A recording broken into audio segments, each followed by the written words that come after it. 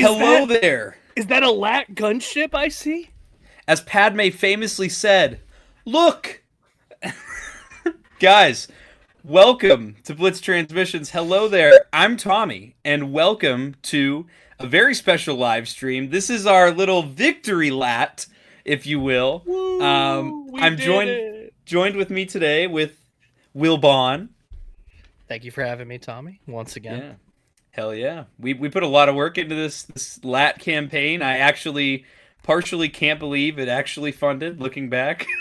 It was stressful that last day. I was like, okay, I believe it's going to fund, but yes. like there's always a chance that it just stops right here.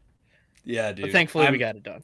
I'm so glad it funded. But yeah, guys, so Wilbon's stuff is linked in the description below. You know the drill. 212 Hunter may or may not be joining us fashionably late as always. But yeah, we're here. The gunship friggin' funded. I'm so excited that it did. And that's what we're here to talk about today. I got some cool activities for the stream today. It's not going to be a super long stream. We're just going to be sharing our excitement for this project that we put a lot of passion into marketing for free and put a lot of time into, you know, because we really wanted to see this succeed. Man, the daily Instagram posting where I was just like, I'm just going to share whatever I see on my feed to just push this thing. And I'm sure all my followers are dead tired of seeing the LAAT gunship every single day. But you know what? It was worth it because we got it. It was. I'm so excited, man. So, all right, before we get into it, let's check out who's in chat here. Shout out my boy Darth Moocher, host of the Sarlacc Digest podcast. What's going on, brother? Thanks for joining in the chat. He's also a channel member. If you want to join my channel membership, Rancor Battalion, it's just 99 cents a month. You get all my reviews early, you get exclusive badges and priority replies in chats and comment sections, and you get to vote on what I review next for the channel. And trust me, I have a lot of stuff ready to review for the channel here. We got Commander Bly. Anyone get their shipping notice yet? UPS and FedEx are acting all crazy like they don't know what I'm talking about. Yeah, where's the LAAT? Come on, Mr. Stevie had one. Like, clearly they exist. Like, where's mine? I paid for it. They took my money. They took my money.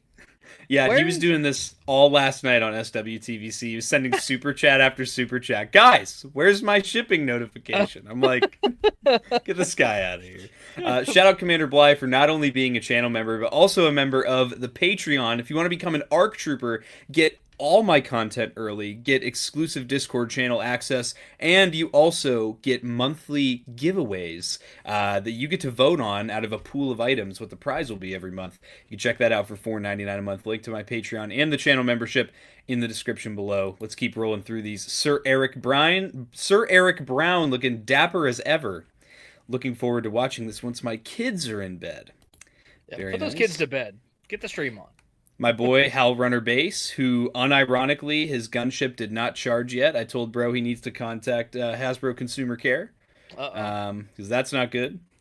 We got Commander Bly, once again, in here.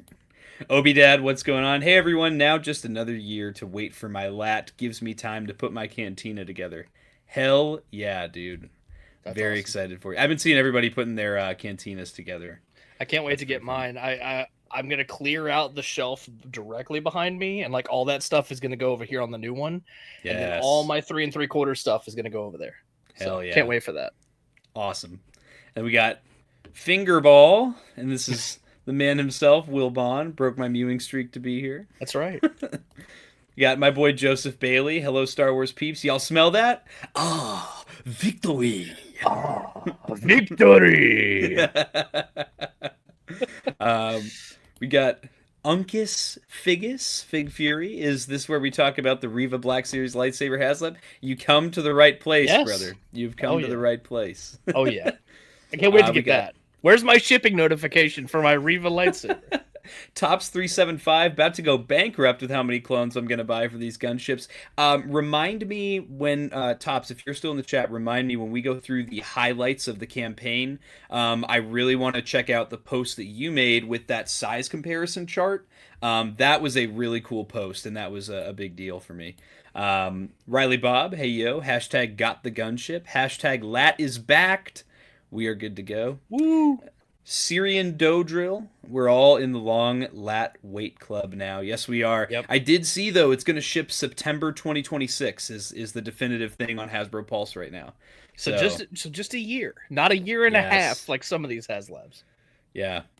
Let's see. Eric Lawson. Hasbro really should have thought that one through, huh? Mistake number 1, choosing Reva's saber, and mistake 2, the saber couldn't even spin. Of course, it didn't fund. That was honestly, I think for me, the nail in the coffin was that it couldn't spin. If it tried spinning, because that's a good trick, right? It probably would have got it. Like it was the same price as just like 2 of those branded lightsabers, but it's just in one thing. So it's like, why did this need to be a HasLab? Why couldn't you just like make it so you could put 2 of them together and make one lightsaber? Like, why did that need to be a HasLab? Well, especially because in the show, doesn't Vader pull hers apart in 2? Yeah, it's not broken. Like, it's just he pulls it apart. Yeah. Shout out to the man himself, 212 Hunter, member for 9 months. Hunter, I hope you're listening to me while you're in the shower right now. Hashtag capture Coleman did not happen, did it? No. Haha, losers. Didn't even hit 1 tier. Has failed.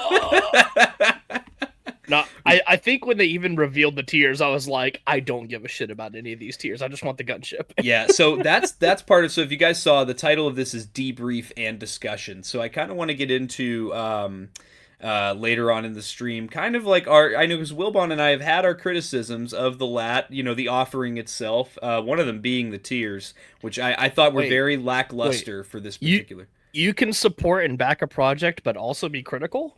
What? Nope. All right. What? See you. No way. No. We got toxic positivity. Get out of here. Monkey Giraffe. I got one. Ah-ha-ha. Hell yeah. Scott Solo. That's how this works, right? I guess so. We got a $1.99 super chat from Carbonites. Tonight we are going to party like it's 2002. 2002. Let's see. I'm just making sure we have Wampa the Hut in here. Sup, lads. Love from over the pond. Appreciate you, brother. Appreciate you watching. My boy B-Sum. We need to build a LAAT fleet at ICC Con. Now that would be pretty cool, dude. That would be sick. Apo. I hope this isn't ironic. All of us flying them around. Everyone's going to have LAAT hats at ICC Con next year. You go. There you go. Yeah. Apo, I hope this is an ironic chat that you missed this.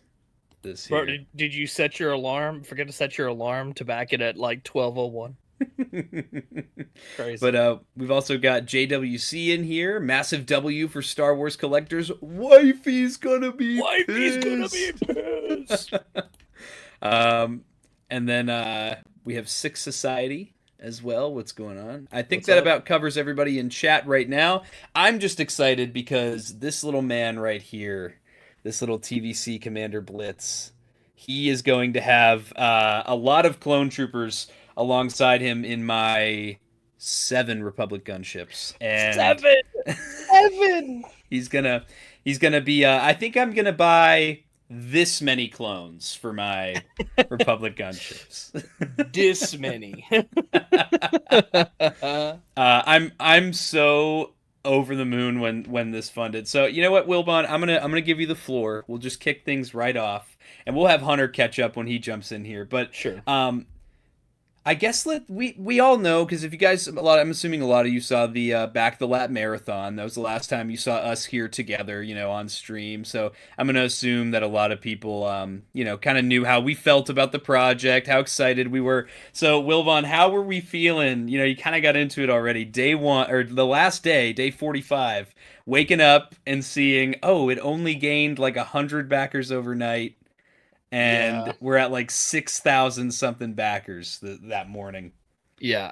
Knowing the history of like how HasLabs typically go, it's like I was confident but cautious. Does that make sense? Where I was like confident in the statistical likelihood that people were waiting until the end or they were dumping international backers. However that works, I'm not sure whether that's just the way they just incorporate those backers into the system at the end, but like it always ramps up at the end. So for me, it was like, okay, knowing all that, it's like, I'm pretty confident it's going to back, but at the same time, it's like, we hadn't hit that number yet.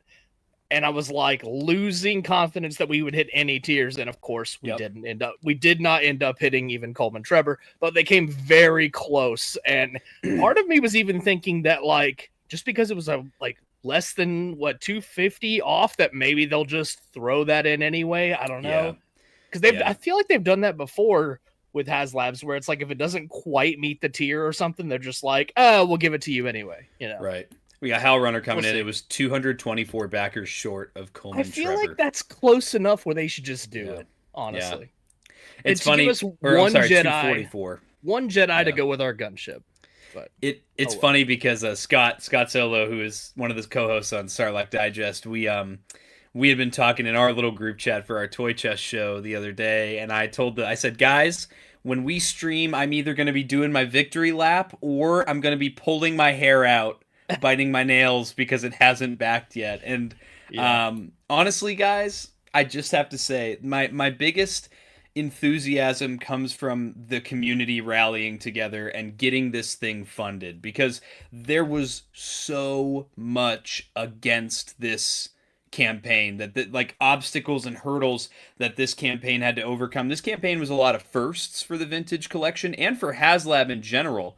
But it was also a very, very different release than any previous vintage collection HasLab. So I guess to kind of get into those, like, I think for one, it's the first prequel HasLab, so automatically there is a chunk of your vintage collection community that were out on this just because it wasn't original trilogy. Era. It's a new era, yeah. And then on top of that too, this was the first HasLab that was a redo.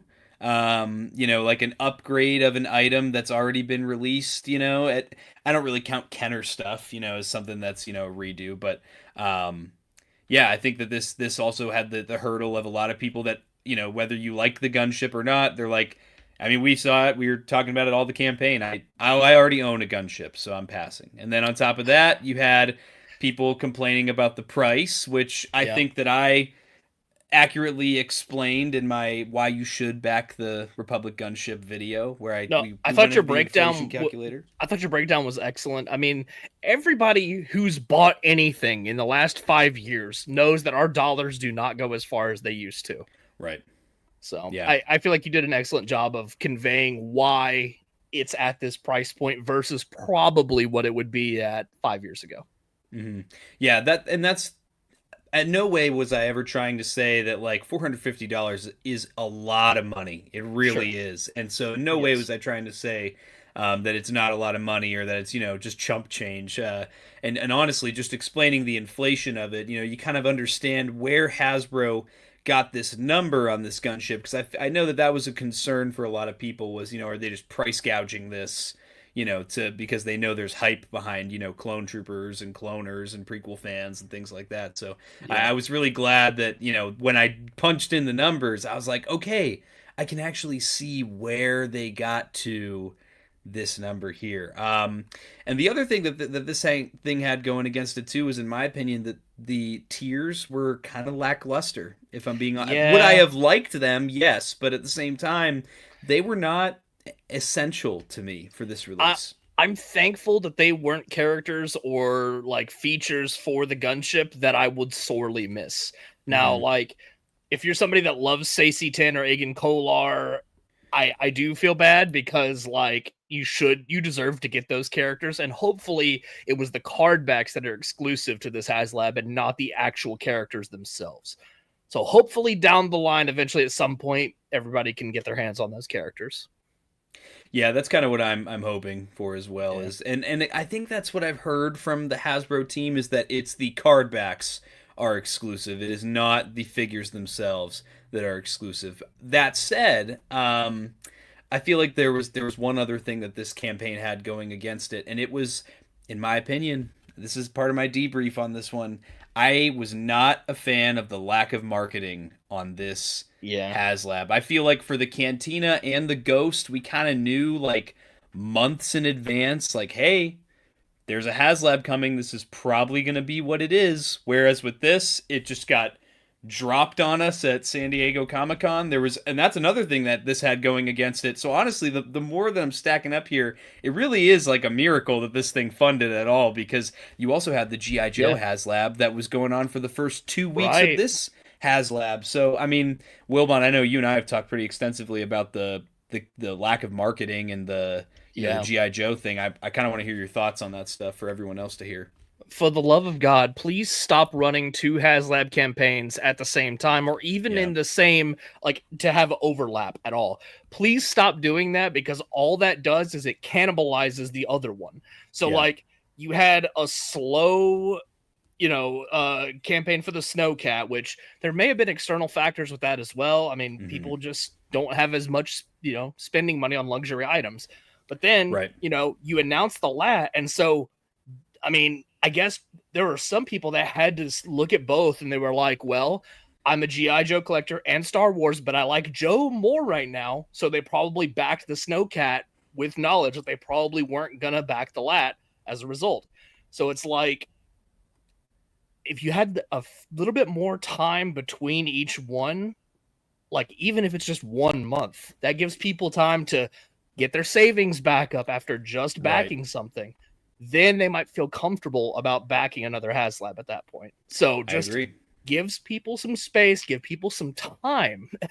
We're not made of money here. Like, we bought all this crap. We don't have the money anymore. We spent it on this.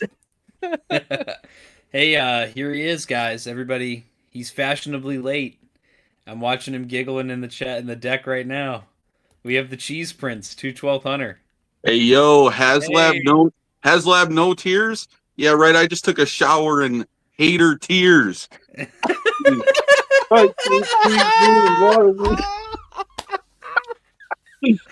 crazy. Hunter, you're looking squeaky clean showering in those hater tears, man. That's right. Yeah. That's amazing. They wash you off real good. They wash you off real good. Chat, someone please clip that, Gritty. I need that. Someone clip that.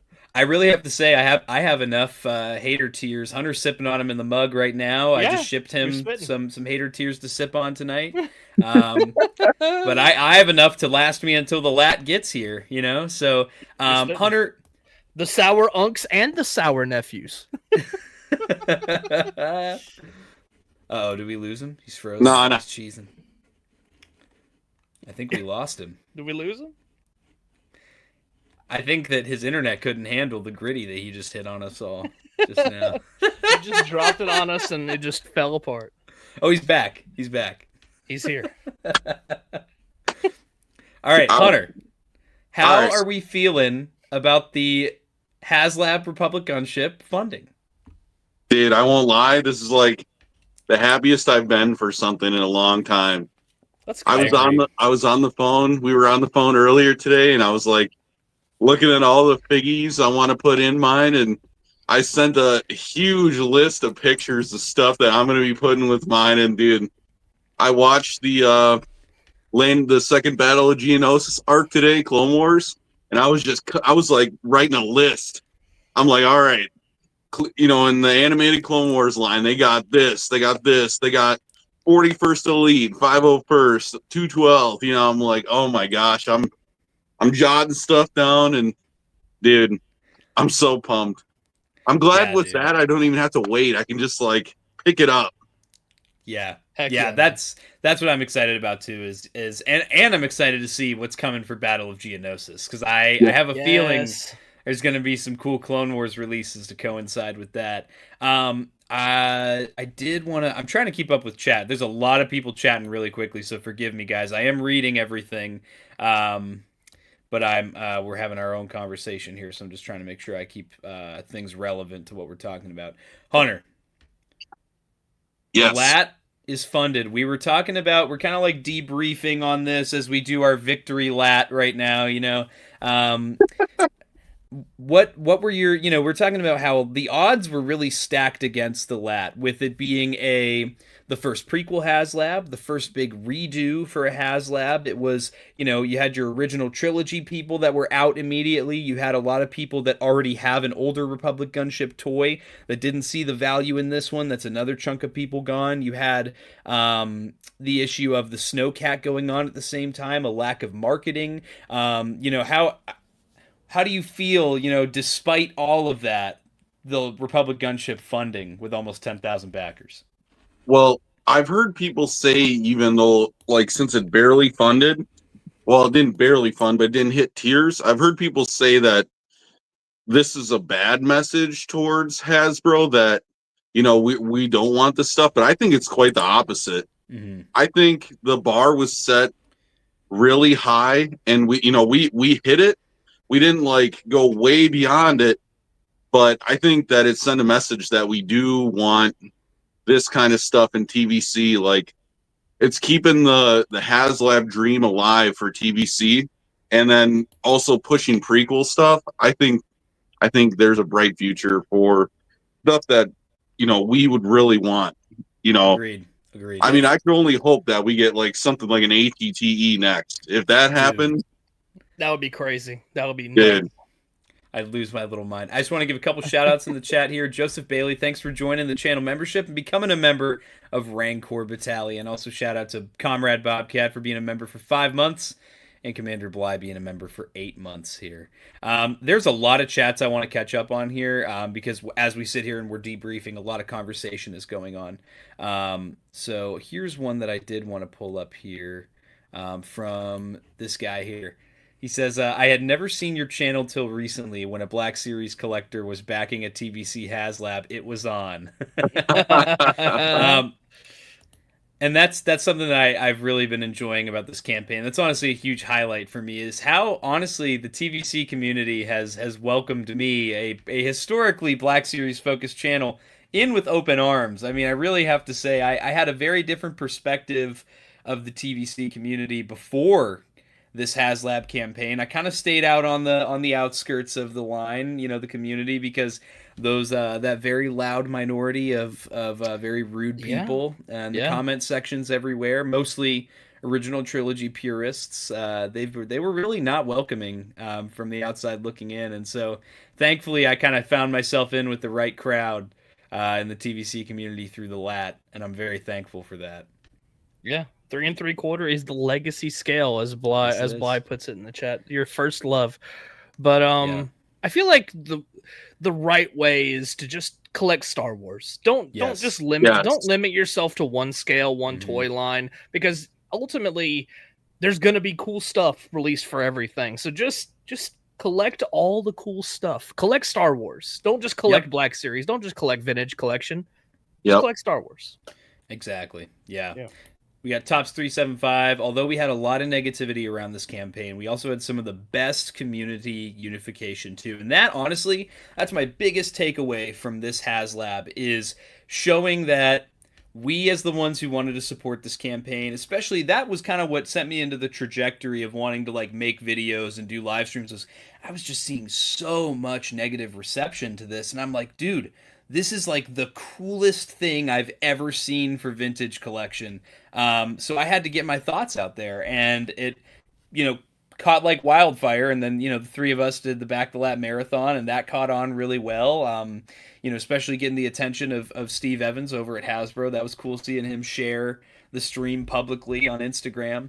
But I think really the biggest takeaway here is showing that we chose to rise above the negativity. Instead of, going in the weeds and battling people out in every single comment section. We chose to rise above and focus on the positivity and the love that we have for this hobby. And evidently, that's what won the day. That is what really won it in the end, was the enthusiasm and the excitement for this project. So say what you want, man. I mean, And the three of us have been talking about how this is like a dream for us, and we could have just sat back idly and just watched it and just went, man, I hope it funds. But the Instagram posts, doing live streams, it kept the dream alive enough to where we got it pushed through, and we're actually going to get it. And I still can't hardly believe it after pushing forward for like basically every day of the 45 days.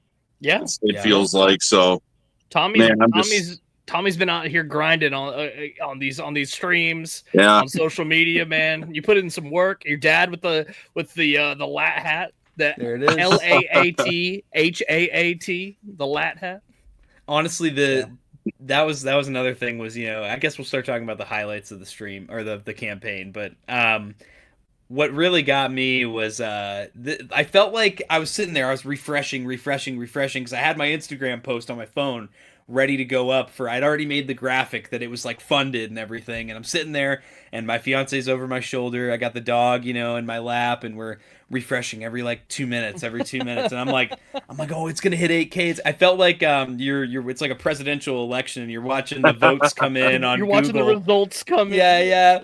And I had my campaign hat on, and we got to celebrate on the live streams last night. That was so much fun, and it was just honestly, it's honestly one of the biggest feelings of fulfillment I've had in my time on YouTube. Being on YouTube for like 4 years now, and being a Star Wars collector for much longer than that. This is probably one of the most fulfilling moments I've had. Yeah. Awesome, man.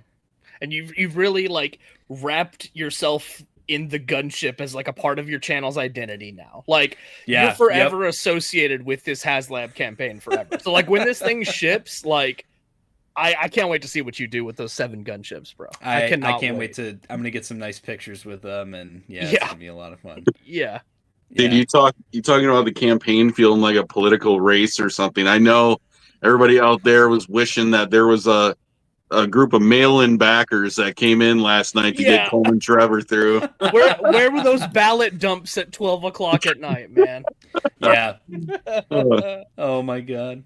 I'll tell you what, they weren't coming in because Hasbro charged me 2 hours after it ended. Bro, dude, they were quick. Pulled the plug on that thing at 12:01. That was gone. You could not get on there, and it charged me an hour. Straight up an hour after that thing. I got charged for my first 3 at 12:30. That was how quick it happened. That's crazy. Yeah. They said we need a cash infusion. TVC HasLab. Let's go. We have a $2 super chat from Awful Risk Vader here. We don't want slop tiers. So that was something that Wilbon and I were talking about a little bit right before you joined, Hunter, was with the tiers. I felt like that was not something that was pushing people to back this HasLab. And while I'm of the opinion that you should not be choosing to spend $450 because of a $15 figure you may or may not get, I do think that like with the Ghost, for example, all the figures that were tiers for that were essential to the Ghost, and it was imperative that we got those figures funded, where in this case, meh. I know you have an opinion on it, so I want you to hear it so everyone else can. Oh yeah, the tiers, I ain't gonna lie, I'm not to be too harsh on it, but the tiers ever since day one meant nothing to me. Yeah, same. I knew from day one that with the gunship, I was never going to display it in a episode 2 Attack of the Clones, Geonosis theatrical display. I was never going to do that. So, I mean, I'm not disappointed really at all, except for maybe the disappointment of people that really wanted them, because I like to see people get things that they want. That's a novel concept. Well, yeah. I've said before, I've backed every Star Wars HasLab, Black Series, and TVC since the Razor Crest. So I'm not really in the game for, I really wanted the Cantina or Revis lightsaber, but I wanted to keep the HasLab thing alive for Black Series.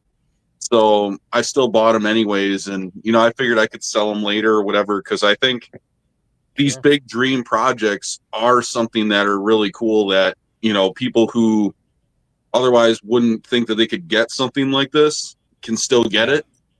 But yeah, the tiers, they could have been better. I wish, ever since day one, I've always wished that they would have been supplemental to the gunship and maybe not figures. But I mean, it is what it is. Am I disappointed? Not really, because I'm still happy I'm getting 2 gunships.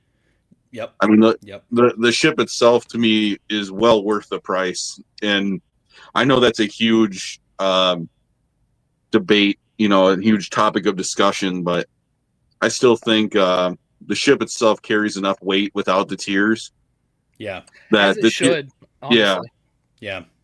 And I feel like with HasLab in general, if you aren't sold on the concept of just the base offering being the only thing that you get, you're kind of missing the forest for the trees in that situation, where it's like you're focused on all the wrong things. Like the tiers are fun bonuses for the main base offering. Like that's what you should be excited about. Like that should be the focus of your attention.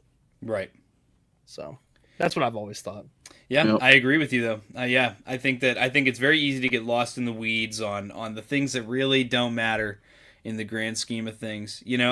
That's the other thing. I just want to pull up this chat here real quick. Tops 375. Being a 375 collector, I found the M&F fellas when this HasLab was announced. Now it's a weekly event for me.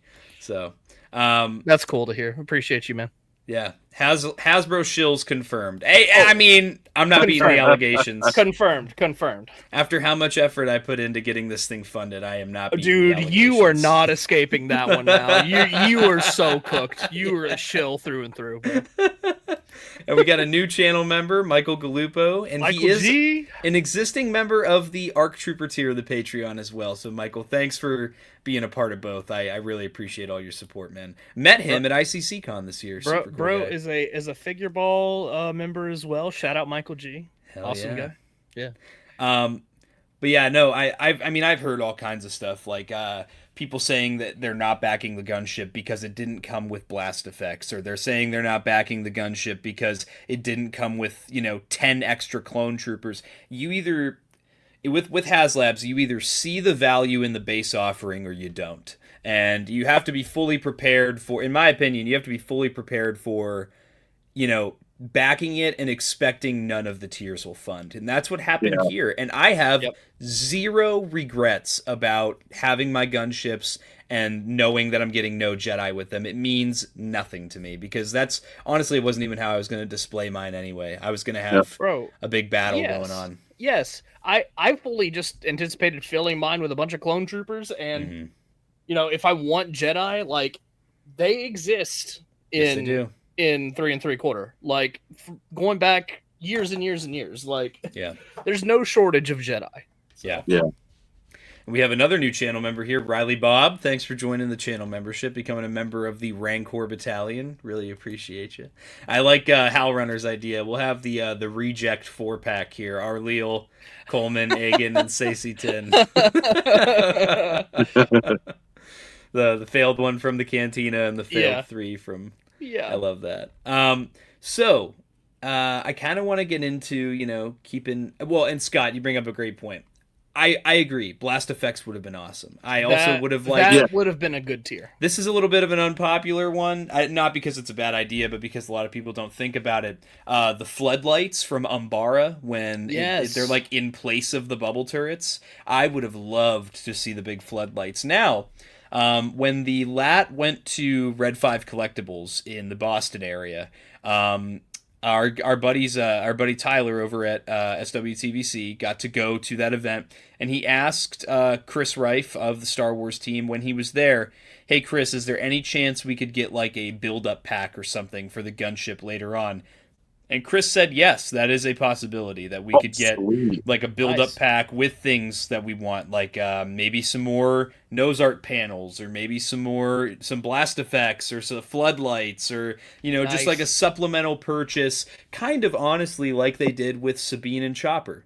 Yeah. I mean, Sabine and Chopper were meant to go with the Ghost, but they opened it up for everyone to buy. And I think that'd be a good idea to do something similar with this HasLab. I feel like something like the Streets of Mos Eisley thing is kind of similar in that way too, where it's like it's not in the Cantina, but it's like it definitely supplements like a Cantina diorama. It gives you that exterior leading into it. Yeah. So not Star Wars related, but it makes me think of the Mythic Legion's Dragon campaign that they did, where you could buy like a set for the like fire breathing set where it came with an alternate head with like flame effects, or like the wing set. You know, like if they did something like that for the LAAT, that'd be pretty cool. That would be cool. I mean, I'd chill out for it if they did blast effects. Like, dude. Oh yeah, I would need it. I don't care what price you put on it. I need it. The missiles with smoke trails, like they went to the trouble to make it so it spins up top and you can load the missiles in there. Give me the firing rockets as well. Give me right.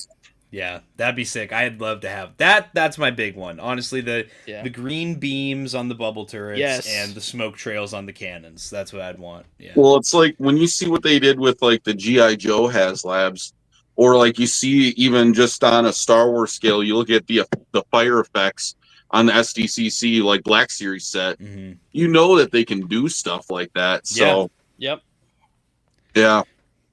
Hey, I got to give a shout out to Israel 4TK for the $4.99 super chat. Tommy, I wanted to thank you for your impact on this project. Despite what the dinosaurs say, this is my dream project. I back to. Thank you, bros. That's cool. I know that a couple people in particular were messaging me and emailing me yesterday, thanking me for my contributions to this campaign. Guys, I'm just a person who is crazy enough to waste way too much personal time and free time making things and talking about this stuff. That is the only difference in passion between myself and other people in this community. Is I waste way too much of my free time. That said, I am extremely humbled by all the kind messages I've gotten in the last 24 hours. You most definitely had an effect on this campaign. Yes. Like, I was excited about it and was going to back it, but I know for sure I would not have been posting as much on social media and interacting with people if you weren't leading the charge, like steering me in that direction too. Because like, you've been going nuts on social media pushing this thing. And I've seen so many people saying, oh, I'm backed it because of you guys. I backed it because of you guys, et cetera, et cetera. Like, that's true. You made a difference there, man. Yeah, it really is the most surreal feeling. It is. And I won't lie, the marathon that we had, you know, and like us making friends with, you know, our friends at SWTVC and Toys Are the Way, and like us streaming with those guys. And then, like, I'm not gonna lie, before that stream, a lot of those guys I did not follow on Instagram. Same. After that stream, I followed everyone and I started resharing their stuff on my stories and, you know, just interacting on their posts. And man, that gave me the like hype energy to like push this thing, and just the hope that we were actually going to get it. It's just seeing like everybody come together like that. It was just so awesome. It's literally, I don't want to say peer pressure is definitely not the right term for it, but it's like that. If you're in a room with 10 other people and you see everyone's just taking a piss all over this project, you know, all the 10 other people, you're gonna be a little less motivated to be excited about it. You're gonna be questioning your own excitement about this project, and that's what I've been watching happen to prequel and Clone Wars fans my entire life. Is, you know, you get shamed by people that don't like that media. You get you know, told like that it's, you know, objectively not as good as the stuff that they like, and I'm like, man, for me, I just don't want other people to feel that way. I want to share. I'm so compelled to share my excitement with other people because that's what I want to see in this community, is just us sharing excitement with each other. I mean, I know plenty of people that either couldn't back it or didn't back it, and that still supported me and my excitement in this project. And that means more to me, especially coming from friends. I have to give a special shout out to Alexander Storm at Shadow Nose Network, one of my co-hosts on the Sarlacc Digest Toy Chest, for that. He was not backing this project. He was not interested in this project, but he always was supportive of my excitement in this project and vocally wanted it to succeed so that he could see me be excited. And that is like, you know, I really appreciate that from him. So he's a great example of that. It's always cool to see your friends that aren't like invested into it as much as you are, maybe, or not participating in it, but also being supportive and saying, you know, I want this to succeed. I want this to fund, et cetera, et cetera. Like, I gotta say, I've seen so much negativity from other podcasts, other platforms, et cetera, where people are actively saying, I don't want this to fund. I want to send a message to Hasbro. Like, I don't think this is worth what it costs, et cetera, et cetera. And I'm like, what a selfish jerk. You just don't want people that are excited about it to get it just because you don't personally think it's worth it. Fuck you. I'm sorry for my language, but fuck you. Honestly, like, I want this. Plenty of people obviously wanted it enough that it funded. So like, what the hell, man? Dude, like, come on. That's what I'm saying. Because, like, you guys know me. Do I seriously want a cantina? Like, no. Like, I took the figures out of it, and like, I'm gonna, I don't think that selling a HasLab is scalping, because when it's widely available and it's a crowdfunded project, you personally paid for that one to exist. That doesn't make it. It wasn't a pre-made item, right? It wasn't a pre-made item. Yeah. So in my mind, I paid for it to help the project get funded, and then because I don't personally want to keep it, I'm just going to sell it. So, but even though I didn't want it, I still helped back it. I wasn't like trying to say like it shouldn't exist, because I know that that's something a lot of people wanted. And like, when I look at how happy people are getting it in box, like in hand now, and they're playing with it and they're stuffing it with figures, that's going to be me next year with the LAAT, dude. Yep. I'm going to be that guy when I get my dream, in front of me. Absolutely. Yeah. Yeah. And there's a couple here I wanted to pull up here. This Stu John Jedi says, I'm picturing Tommy as King Leonidas leading the 300 against the Horde, but with a LAAT hat instead of a Spartan hat. Wait, who's the hunchback? Who is? It's going to be Commander Bly. We'll make him the hunchback. What is it? I can't even remember his name. Like, I don't remember either. I haven't seen that movie in years. I need to watch that movie again. Yeah. I know they all had like crazy names. Well, and this was the other thing about this HasLab, kind of, I guess, concluding our unless anyone else has something to bring up about our debrief part of this stream, is the it's not iconic enough argument. Is this really showed just how much of a generational gap still exists within the collecting community? Someone says Quasimodo. Quasimodo? Because I guess I didn't realize like still how his name is Ephialtes. Ephialtes. Oh yeah, Ephialtes. Yeah. Yeah. Who's Xerxes? There it is. There. Who is Xerxes? I don't know. But yeah, I think with this, it's like I guess I didn't realize in the collecting space like just how much of a generational gap there is between I guess a lack of understanding. Darth Moocher from Sarlacc Digest put it perfectly on. I think it was my first Blitz Barracks stream where he said that for us prequel kids, in many ways, the Republic Gunship is our X-wing, and I can say that like from the perspective of a kid who grew up while the prequels were coming out, I was way more interested in the 2003 Clone Wars and Attack of the Clones and Revenge of the Sith. Like, those are my earliest memories of Star Wars, are those three pieces of media.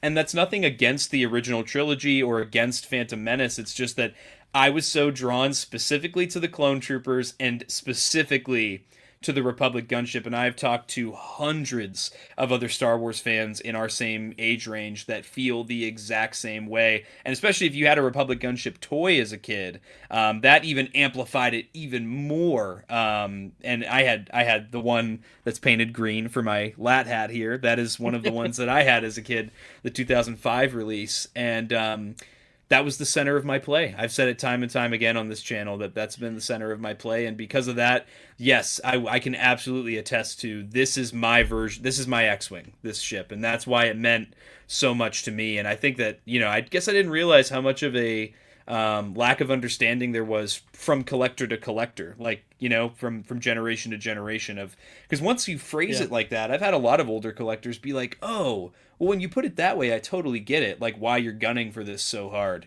Yeah. But and people saying have they seen the end of Attack of the Clones and all the gunships come in? Like, that scene's freaking awesome. Right. It is. Yeah. I feel like across I just remember being 8 years old when I first saw that movie, and like the gunships came down, and I was like, oh my god, like this is amazing. Yeah. I feel What a like across all Star Wars media, I feel like the LAAT is a ship that has more screen time than any other Star Wars vehicle. It's definitely got more than like the Millennium Falcon. It might be up there. Yeah. When you count 7 seasons of Clone Wars. Yeah. And it shows up like every 2 seconds. Yeah. We have $4.99 from Commander Bly. I haven't made a large collecting purchase in more than 15 years, and this gunship pulled me back in. Wow. Let's go, dude. Yeah. Bro, I can't wait to see the 327th clones in that bad boy. I want to see Bly. I want to see Gale. I want to see all of them in there. Yeah. Actually, Tops brings up a good point, too. This is another great comparison. Hot take, but the gunship is the Falcon of the prequel generation. I would agree with that as well. It's equally as iconic, you know? Yeah, and again, Darth Stargazer, to older fans, anything other than the original trilogy doesn't exist. And that's a true statement, too, you know? Everybody has a different take. Anything from animation like Clone Wars, they probably act like that definitely doesn't exist.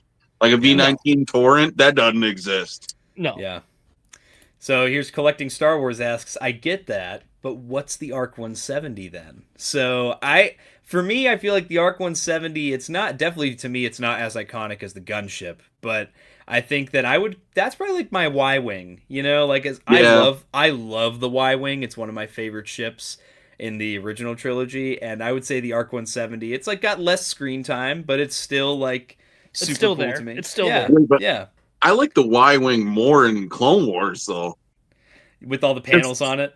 Well, it has all the panels on it. It actually does something. Like it's like an actual like dude, for real. They show them flying in bomber formations, like bombing frigates and stuff.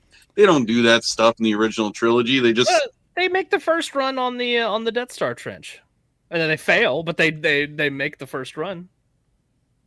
That's true. That is true. That is. I have in Micro Galaxy Squadron. You know I'm an OT guy. I'm like, I'm hearing the Y-Wing in the Clone Wars, and I'm like, no. Well, see, a lot of people forget because the Y-Wing in the Clone Wars is literally the same thing, except the engines are just all covered up because it has all the panels. Yeah. And there are a lot of episodes in Clone Wars where they're doing space battles, and you know, I'm trying to think of like the Malevolence arc and stuff like that, and you know, they use those Y-Wings in Clone Wars a lot, and yep. You know, there's episodes where Anakin's flying one and Ahsoka's in the gunner seat, the rear gunner seat, and I don't know. They even build on that in Rebels. There's a whole episode, if you guys remember, where I think it's season 3 where they get sent to basically I don't know what you would call the facility, but they're destroying a bunch of Old Republic Y-Wings, and they've been stripped of the panels, and that explains why they look the way they do in A New Hope. They're all stripped down. Yeah. So I mean, I love that. I love when Star Wars connects stuff like that. It's the beat up Honda Civic that the Rebels need. Old reliable. So I did want to go over. Does anyone have anything else they wanted to debrief on this HasLab? Whether it be criticisms of the HasLab or things they really wanted to praise about this HasLab, or anything else? I got off my chest the people who said it doesn't deserve to fund. Right. That was something I really wanted to touch on. I'm like, why? Read it and weep. Why are you out here doing that? Read it and weep. I gotta say though, all like along that lines, like the people that left like such negative comments, where y'all at? Where y'all at? That's all I gotta say. Where y'all at? What happened? It got real quiet. Yeah. Got real. Also, Lamar, thank you. Salvage Yard. That was what I was thinking of. Thank you for that.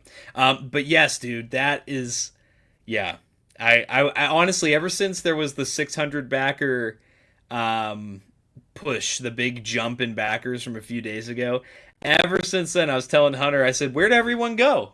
I thought this wasn't going to fund. I thought, where's the negative Nancy's? Where did everybody go? And then, we had to pivot. We have to move the goalpost. So, after it funded, you didn't hit the tiers, so it's a failure now. Actually, okay. I mean, just wait. They went back and edited their messages and put a laughing, crying emoji so that's consequence free. Right. Yeah. Yeah. I was actually just kidding, guys. Like, I'm happy for you. I have to say this is, as say what you want, you can feel however you want about it. This is now confirmed, like by a large margin. This is the second rarest TVC HasLab. The only one rarer than this is the Barge. And it's only by like 1,000 units. So not only is this the first army buildable HasLab, you now have on top of that, there's a lot of people all of us got multiple here. Everyone here got multiple LAATs, and we now actually hold multiple of something that is significantly rarer than the Ghost, rarer than the Razor Crest, rarer than the Cantina, and that's saying a lot. And another thing I want to point out, to everybody I saw that Mr. Stevie posted about the aftermarket thing, which I think is a great point to bring up. If this has a low production run, then if you're somebody that collects for value, although that's not personally how I collect, if you want to invest in this like you did with the Barge, there's definitely some opportunity for some profit to be made, and as opposed to a HasLab like the Ghost, which just got in our hands not even a year ago, and is way more plentiful in numbers than this. I mean, that thing reached like well over what, 16,000, right? Something like that. I think wasn't Zeb the 16,000 backer. Yeah. Goal? So I mean, that's a huge number, and over the years, eventually, I think that will go up in price. Yeah, the Rancor. Yeah, no, what about Cookie Monster, bro? I mean, people have. Did it really get 23,000 backers? The Ghost. Holy cow! That's that would explain why it's that's why it's so available. Yeah. But I let's not pretend we don't live in the reality where there are people that don't buy these things because of their value. Like, there are people that definitely look at these things as speculative market on this type of thing. Yeah. So those type of people are motivated in different ways than people like you and me. They're motivated by money, and like, as someone that wants this thing, like, if there are people that want to buy it just because it might be worth something someday, sure, go right ahead. I personally would never do that. I feel like that's kind of a big risk to try investing through toys. Like, it's kind of a dangerous game you're playing with that, because like, how many are you buying based on making a profit? Right. So, well, Michael G brings up a great point. I wanted to back this, but I backed the Snowcat instead. And I think this collecting Star Wars point here, I think this last 50 minutes we've been going here really sums up, our constructive criticism for Hasbro going forward. Glad it was successful, but what does Hasbro need to do to bring sales back up? I think they need to not have two HasLabs going at the same time. They need to give collectors a little bit of notice before a HasLab is coming, instead of just dropping it at San Diego Comic-Con. They need to have it be, I'm going to be totally honest, they need to have it be something a little bit newer, and I think that is why, my opinion is, I think they need to stop doing so many HasLabs. I think it's lost the special feeling to it.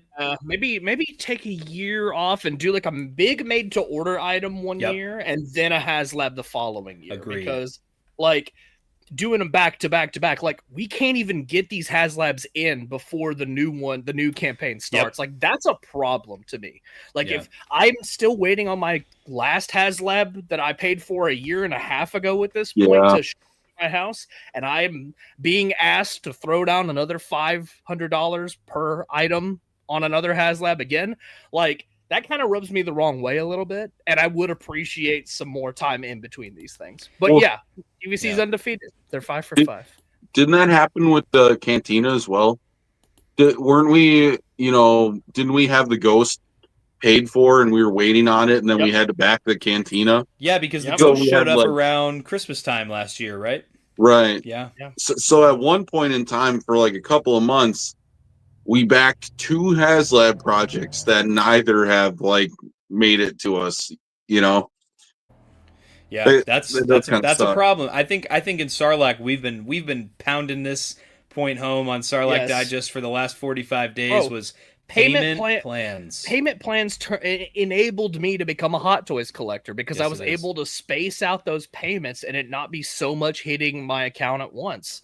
Like, the proof is in the pudding. Like, I would not be a Hot Toys collector if I couldn't do that.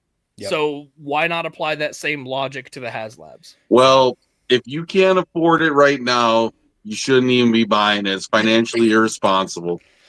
I mean, I can afford it. I just don't like $300-$400 hitting my account all at once. I just don't like that. Allegedly, according to some self-proclaimed expert, interest-free payment plans are financially irresponsible. So don't listen to everything you hear online, people. Just make educated decisions for yourself. Also, what's up, Kenobi Jabroni? How we doing? What's up, man? Did he end up backing one? Because I know he backed one in the beginning, right? I don't think he did. I think he told me he backed out of the campaign. I think he just realized. Okay, you're a quitter. Okay, cool. That's crazy. That's crazy. Bro, it wasn't for the cause. Okay, good to know. Yeah, it really does make you wonder, though. Like, if people had FOMO, like in a year, trying to pick these things up when people get them in hand, it really makes me wonder how unobtainable these things are going to be for a while. Because of them only like having less than 10,000 of these. Yeah.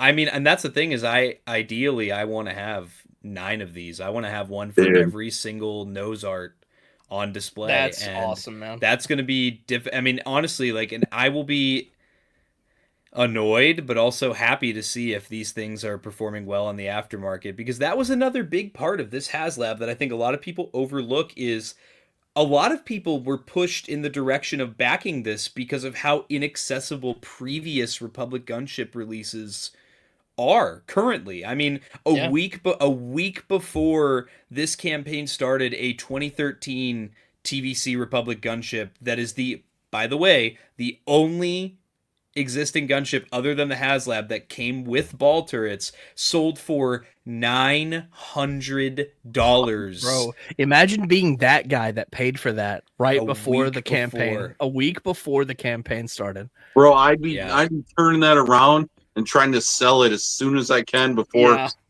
like anybody even, try to get it before somebody gets aware that the HasLab is coming out. Try to push off to somebody else. Yeah, dude. And that's the thing. Starlight Digest coming in. The last TVC is damn near $600. This thing is going to be expensive, and that's the thing is, there were I didn't really understand. I saw counter arguments to like my video and stuff saying like, well, the aftermarket price of older ones doesn't mean anything about the price of this one. I'm like, yes, it does. If this one is bigger, more detailed, is the only gunship to ever come with 2 clone pilots, I'll tell you why it's cheaper. Matters. I was in the market for a Republic gunship before this HasLab was announced. Yeah. Now that this HasLab got announced, suddenly I'm out of the market because all of those aftermarket gunships were way too expensive, and I was like, these are prohibitively expensive. I'm going to wait and see. Hopefully Hasbro put something out, and lo and behold, they did. And I don't think it's overpriced, especially compared to what the existing ones are on the aftermarket. Yep. And comparing those prices is relevant because Tommy knows I've been trying to get a gunship in the collection for like years now. And trying to get one with the ball turrets, I finally got one, and I took the safe route when I did it, and I went for the Tiger Shark one just in case they re-released that old one or they did something like this, because I kind of figured that they were never going to do the Tiger Shark one again. Yeah. So I went that route for that. But for a while there, I never thought I was going to get one because, look, I was never going to pay that kind of money. Mm-hmm. And it's not about like I can't afford it. It's that old one does not have that kind of value to me. I look at it and I do not see $600-$700 for the mold of a toy from 2002. Mr. Stevie said it. If you think you have a TVC gunship, you don't. Not until right now. Now we do. Now we do have a TVC gunship.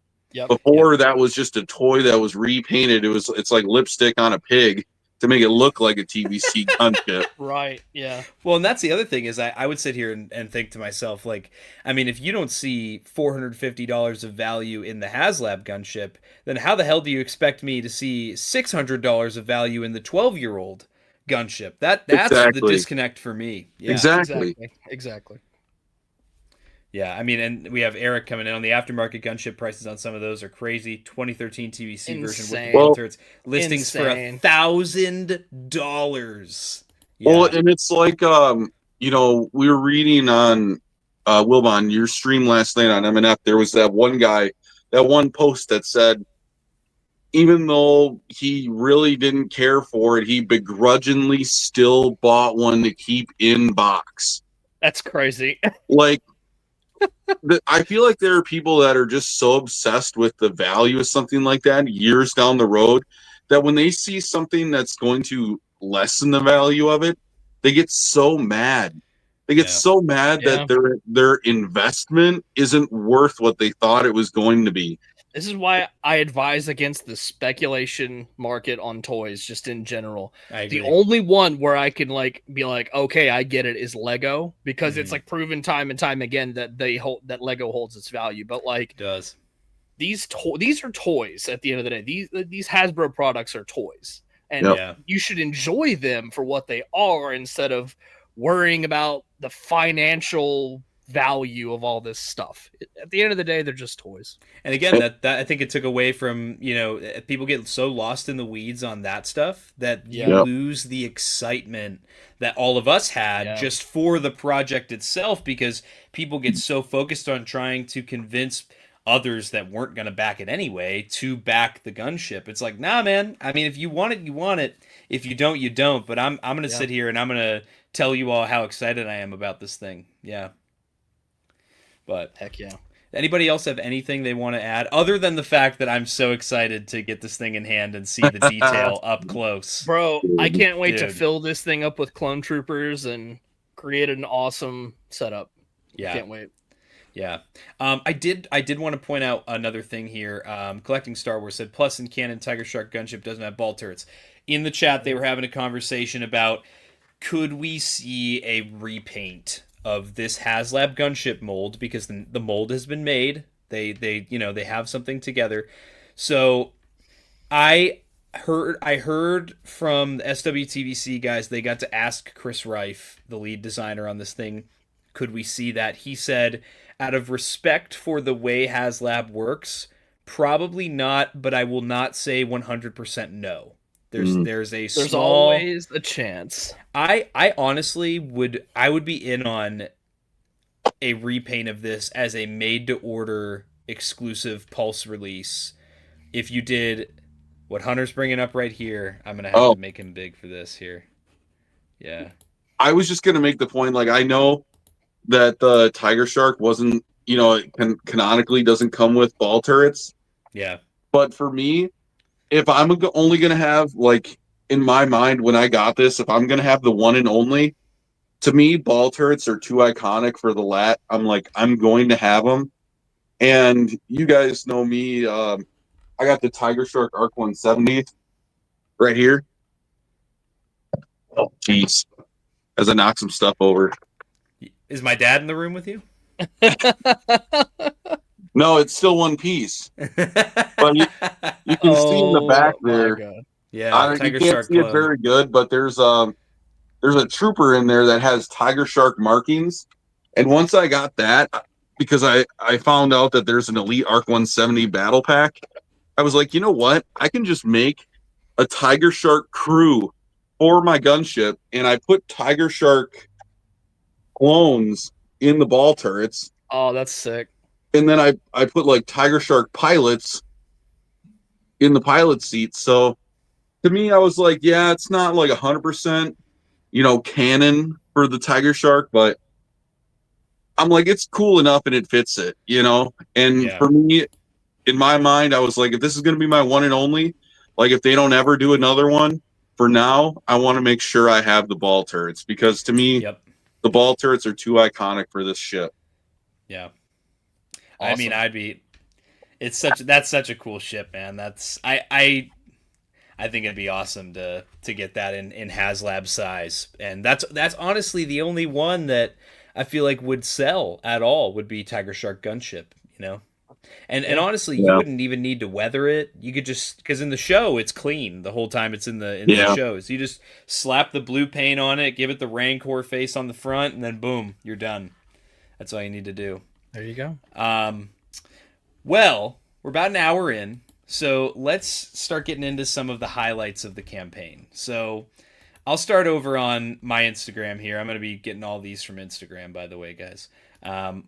Also, if any of my DMs pop up, apologies here. Let me share my screen. One of my favorite things about this campaign were the memes. Here's the one that I made about a week ago. Live, LAAT, love. But the memes that people made, like, I got to give a shout out to, like, SW375 Kickabouts. He had a lot of great posts. Baby Yoda Yo on Instagram. I don't know if he commented on this one, but yeah, those Toys Are the Way had a pretty good one. Everybody had so many awesome memes with this thing here. And I loved the support for the LAAT through the memes, man. I need to watch Baby Yoda Yo's. Did he have it on the story or post or whatever about all the people that were hating on the campaign? I need to watch that. Oh yeah, and then this was another one of my favorites. Shout out to. I had to show this one to my wife, Courtney. Like, I was like, this is too cool. I got to show this to you. Shout out to THX 1138 Collectibles. This post was hilarious with everybody's thumbnails. Yeah, there's cool. Brett on Fett's video there. And let's see, you can see two of mine here. You can see it off to the left in this picture, but then on this one, there it is, back the LAAT marathon there. Yeah. And there's my other video, the why you should back the LAAT. Dude, too funny. There it is. Yep. Dude, I could see my profile. Yeah. I could see my profile art on it, dude. I was like, "Hey, yo." It was me and Hunter. Well, I should say that, I should say credit to SWC Doodles for that, but she made it on a post there. Yeah, there were really some very clever memes made about this, and honestly, Toys Are the Way made like a prospective post, like how toy photography could look with this thing. Look at this picture here. That's awesome. Yeah, dude. Yeah, that makes me want blast effects more, though. Come on, Hasbro, put out blast effects. and I will say this much, you know, while I do criticize Hasbro for their lack of marketing on this project, they would never think to market in these kinds of ways, like doing toy photography using promo images of the gunship, or again, like I'll even go to my own, just because it's right here, simple memes. Like they would never do things like this, and this is really an example of how the community really banded together and made this fun. We made this a fun, you know, community building experience. Well, to me, it's no different than like a lot of fan bases of like musicians or, you know, like K-pop groups, etc. Like they really rely on their fandoms to kind of help like boost their marketing in a lot of ways too. Mm-hmm. Like I feel like rallying around something like this kind of like it's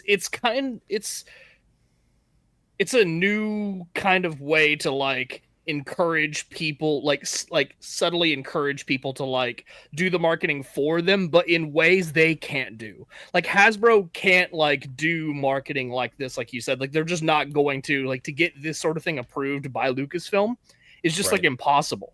So like they'll encourage people, like they'll bring the LAAT and let people like look at it at you know, and take photos, etc. But like then they're like, okay, now post this on social media and do fun things with it. Like, let's get the message out there, you know? Yeah, that was, and it's honestly that community building that really, now I have to say, I have to give Hasbro props. I think honestly, probably one of the biggest contributions to this campaign was the visit to Red 5 Collectibles, and shout out to Tyler, aka Star Wars Collector 3.75 on Instagram here. These are all his figures posed up with Yes. See, look at that. Here. Like that, and I told you guys this. I know I've said it on stream. This right here, this video, had me just as excited as the initial reveal of this HasLab, if not more. Seeing the physical figures in the vehicle, seeing just how large this thing is, you know? That is what meant the most to me. I gotta say, I would have liked that a lot more if it wasn't so empty, you know? If you didn't have so much open space there to put all those things in. It's literally a hollow ship. It's almost as if you're supposed to fill it up with your figures. That's the design of the gunship, bro. Can I also just say I can't get down. Also, what's going on? SVNY Art. Shout out to this guy. He does awesome custom clone troopers.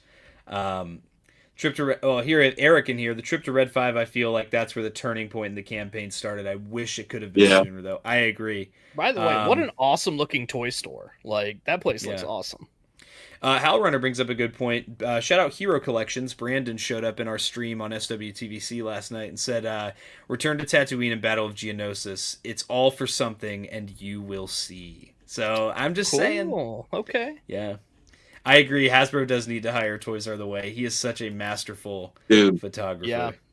All I gotta say is if we get some Geonosis Clone Wars stuff from for Black Series to like kind of quote unquote go with this, Battle of Geonosis, I'm gonna have to name my first child Brandon if I get Commander Jet. And if it's a girl, her name's gonna be Brandy, I guess. If figures come out in one scale, you'll notice they also tend to come out in another. So there's definitely a chance, Hunter. Dude, if I get like a camo ARF trooper, Geonosis ARF trooper, dude, I'm gonna be shedding tears. Yeah, I mean, Trevor Ritchie brings up a great one too. The community definitely showed up big time on this. I have to give a shout out to people like, I mean, all of us here, none of us are big TVC collectors prior to this HasLab. Like, we all, casually collected. Vehicles for me, but yeah. Vehicles, yeah. But vehicles, I'm in on the Cantina. Like, I've got a foot in the door with this scale.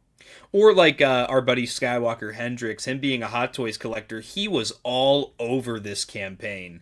I think that goes back to it being like a generational thing where it's like, he grew up with Clone Wars. He's definitely a prequels guy. So, like, when this was revealed, it's like a switch flipped in his head where he's like, oh, I'm in. Well, I loved what he said when he said that, his friends and even in, like, the Hot Toys community, when they saw this, because they're used to kind of spending that kind of money, when they saw something like this, like, they were even backing it because to them it was almost like a model set of, like, a LAAT gunship that a company like Hot Toys will never make. Right, yeah. So, like, this is something that... Even in Black Series 6-inch, like, if you want a gunship and a gunship for action figures, not Lego, this is how you're going to get it. Yep. Hunter, I know you're pretty critical. And again, shout out to Tyler for bringing all these different legions of troopers and figures to show different eras of. You got Waxer in the back. Hunter, I know with how critical of these new clones you are, how did it feel to see the 30th anniversary airborne trooper in that gunship, brother? Well, first of all, it was kind of surprising. I'm like, oh yeah, that's right. TVC hasn't even made that figure yet, which is kind of insane to me. But like, dude, I love those figures. I already was talking with Tommy, like I'm coming up with like lists of stuff I need for an Utapau one, and I already have a bunch of those. Like, funny enough, I've been planning for this for a while because I have a box of loose like antenna mold clones and airborne clones and stuff like that because I was planning on putting them in some sort of gunship, like whether or not I was going to get the old one, but this new one kind of saved me from overpaying for an old toy. So, but these new, I love that he chose to do 212 because, like, man, to me that struck something just really different because, like, everybody's going to do 501st. Well, not everybody, but like a lot of people. Everybody's first instinct is to just throw all the blue clones in there. So to see this with Obi-Wan in there, because I feel like you see the 212th in Clone Wars on gunships all the time. Right. And then you see them in Revenge of the Sith coming in on gunships. So to see them in there, that was super cool. And yeah, regardless of how I feel about the look of the TVC clone, you know, for the 212, that was super cool. Yeah. Honestly, and this was, again, it was a huge turning point for the campaign, was this visit here, and just people getting to physically see the gunship. I think that was a big thing. I think, and that was where I do think Hasbro had a miss on this campaign, was they had an opportunity to like reveal something or start the Battle of Geonosis reveals, and then like when they went to Fan Expo Canada, all they revealed was single carded Black Series Anakin and Obi-Wan. I was like, come on, guys, like. That was a huge opportunity there. Like, if they would have done something like reveal the Bark Speeder or the ATRT, which are maybe probably coming, that would have been huge. I feel like that would have gotten so many people on board. Yeah. Because you can't fit those vehicles in the existing gunships. Nope. Just saying. Nope. Yeah. But, yeah, I did see a question in here for us. Dante Displays brings up a good point. I'm really looking forward to putting it phase 1 grunts and Yoda in there. Yep. Give me that Attack of the Clones look. That's gonna be awesome. Yeah, people are saying stuff about Pong Krell, dude. That's another one. I just watched that scene from Umbara today where Pong Krell, when we first meet him, he lands on a Republic gunship. So Tops wants to know, what's the Black Series community's most wanted Geonosis figure? That's a hard question, because are we talking like Geonosis like arena? Are we talking like anything Geonosis? Because I feel like for me, the biggest want is a Geonosian. I feel like for Black Series, a Geonosian would be really cool. Yeah, like we have Hasbro some always Jedi. kills it with the aliens, man. Yep. They do such a good job with those. We have some Jedi, we have some clones, we have some of everything from Geonosis and Black Series, but what we don't have is the species, the name, same name as the planet. So like a Geonosian and or Poggle the Lesser. Yes. Yeah. Yeah. Yeah, here we have Dante saying the same thing, Geonosian or Poggle. Yeah. Yeah. But yeah, man, I was over the moon with this big visit here. And then of course another big one was the SWTVC guys. They got to actually interview Steve Evans and Chris Rife on that was their super channel. cool. Yeah. I loved that interview. And that was the night before they went to Red 5. So that was really cool. That was a really awesome interview. Really helps you have some good perspective on what people, what the people making the toys are feeling. They're not these demagogues that are trying to screw over the collector base like we make them out to be, I think that was not only good for, them talking about the campaign itself and talking about the LAAT itself, the gunship, but it was also good for, Steve and Chris to like show that side of them much more personal about how they actually, care about putting these things out and doing them right and, trying to choose the right thing to do. And, that they really showed how much they actually care about, doing these. And I think that was really important to see that side of those guys too, that they're not just like, it's not just a job to them, it's like, it's more than that, they're in a position where it's kind of like a dream job for them, Yep. Exactly. I have to give a massive shout out to J Guy Studios for his amazing prints that he did. That's awesome. Dude, the silhouette of that is a poster. Dude. Yeah. This one, he did this one here. Don't be a clanker. This one was one of my favorites though, this one here. And he did it in Arabesh. Like, come on. Oh, that's fun. Yeah, he did that one, and there was this one too. That pose of that last clone reminds me of the Unleashed statue. Yeah. If you know what I'm talking about, he's like literally that pose, like climbing over a rock. Yeah, he did some awesome toy photography too. Look at that. There was so one. Good. Yeah, and then he did one with Anakin, ATTE in the back. That's my honestly, I would say my two remaining Dream HasLabs are an ATTE and a U-wing. That's what I want. Would you want the dropship? I don't really care for the dropship, to be honest. It's a little big too. Not essential for me. I feel like the dropship itself is almost more toyetic. Right. You know, it's almost kind of something where it's like if you were a kid playing with it. That's why like the Lego is so iconic. You know, the Lego set with the dropship with the ATOT, because you could like literally carry it in, drop it down, and then fly away. But like, I feel like for a HasLab thing, it wouldn't be like a carry handle on top, and you know, yeah, right. It wouldn't be like that. So, which I'll tell you what, man, I guess that was a deal breaker for some people, is that it didn't have a carry handle. You know, that's insane to me. Now, there's one other post that I have to give a shout out to, is from Great White North Empire. I can't play the sound on this, but dude, is this like the clip? Yeah, dude, this end game clip right here. Oh man, this was I didn't see this. Oh, it's so good.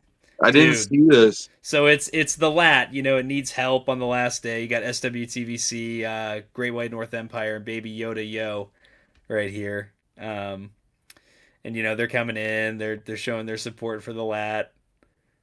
And I'm only narrating because we have no sound, so I don't want to just sit here in silence while we're sitting here. Player collectors, cloners show up there. Cloners. Oh, dude. Yeah, that made my day, man. That post was amazing. That's awesome. That post is amazing. But yeah, honestly, the community, we did such a great job, and we've made some new friends through this HasLab campaign. You're right. Yeah. Yeah. So, do you guys have any like highlights that you want me to bring up or anything from the campaign? Man, I think we've covered it. Yeah, I agree. Other than of course the Back the LAAT campaign, which is somewhere down here. I post too much on my channel. There it is. Back the LAAT marathon. Yeah, the marathon. Marathon was so much fun. That was a great time. Yeah. Yeah. And that was one of my favorite streams ever. Shout out to my dad with the LAAT hat. Yep, the LAAT hat, man. I love that. That's the 3.0 LAAT hat. I have the 2.0 on right now. Nice. Yeah. Fine work, Blood. Yeah. And so dude, is the 3.0, he sized it to fit like big heads like myself, like that's why it's on a clone trooper helmet. Yeah, it's on.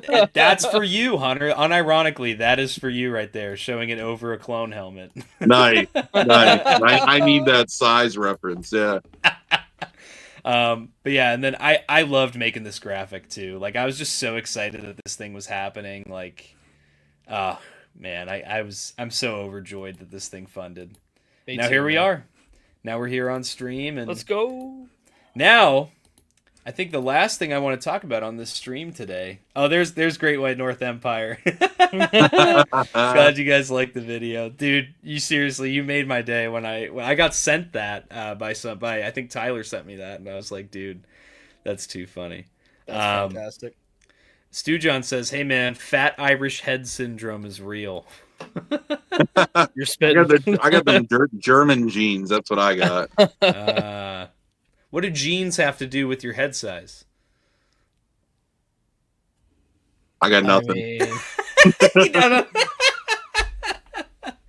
Anyway, so let's now look to the future on our HasLab campaign here.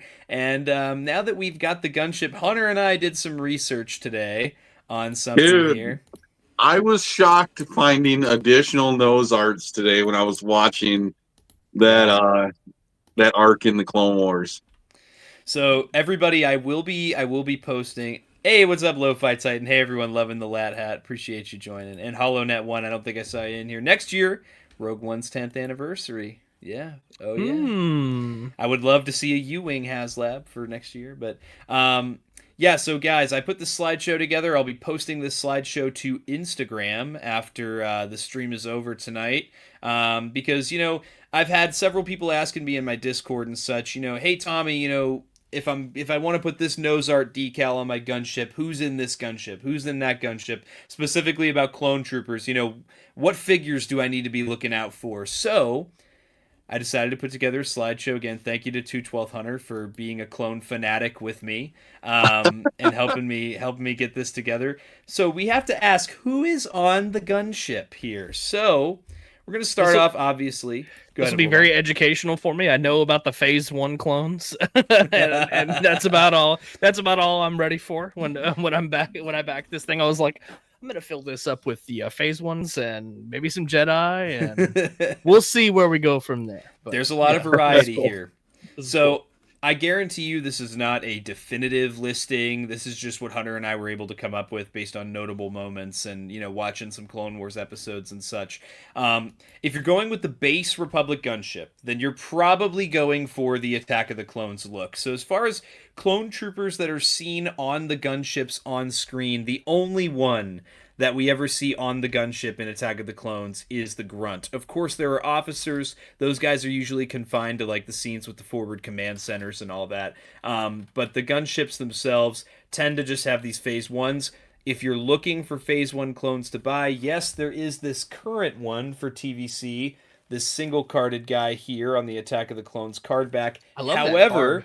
That card looks great. Yes, Mr. Stevie did confirm at Red 5 Collectibles, on top of there being a new Padme and Shakti coming to the line, and the decals that we will get into in this slideshow, there is a new Phase 1 clone trooper confirmed. So anybody who is, maybe in the market for some Phase 1 clones now for TVC, don't go buying up all the ones on the aftermarket, or, don't hurry over to Big Bad Toy Store just yet. There's going to be a multi-pack release of the Phase 1 clone. I'm glad I found that out, because as soon as the reveal for this ended, I went right over to Big Bad and I was like, I'm gonna get all the Phase 1 clones and have those things ready to go. And it's like, hang on, they're gonna do new ones. It's like, okay, I canceled those orders. If you say so, yeah. So for those wondering, the current Phase 1 clone, this guy right here, and because I'm a cloner, I just have all these on hand. This guy has the removable helmet, the existing one. The new figure will have the no removable helmet, like the new Phase 1 501st clone, okay? This is the definitive TVC clone. So that's what we want to see, is the lack of removable helmet. I love the swappable heads. That's the way to go. That way the proportions are accurate. I would love, this is another one of those chances, or another one of those times where more and more I seem to be saying that TVC is doing things I wish Black Series would do. I've been saying that for years now, man. Yeah. Yeah, Top's coming in. TVC is finally embracing the swappable helmet. Time for Black Series to do the same. Yep. And Bly coming in, non-removable helmet based. I gotta give that one to Bly. Yeah. Unless the head underneath the helmet is different, I don't need a removable helmet. Yeah. I don't need even just the clone head. Like, I don't find that necessary. If they want to throw that, same Tamara Morrison head in the box, I mean, that's cool. But at the same time, like, to me, clone troopers are trooping. I don't need that. I don't need them at the mess hall, bro. I don't need them at the mess hall. No, I don't need that. Dude, that's like, you wouldn't even believe how many, just thinking about it, how many Hot Toys clone head sculpts that I have that are just in the box, in storage. Yeah. Because I don't even display Hot Toys with the head sculpt. Even though those head sculpts are incredible, I still don't display them with the head sculpt. So, and again, I'm not saying this applies to everybody. I'm just talking about what I want, like how I'm going to display my troopers. I also went ahead for every slide. You'll also see a screenshot of the ship from the media, if I didn't already mention that, just because I want to give context to specifically what we're talking about.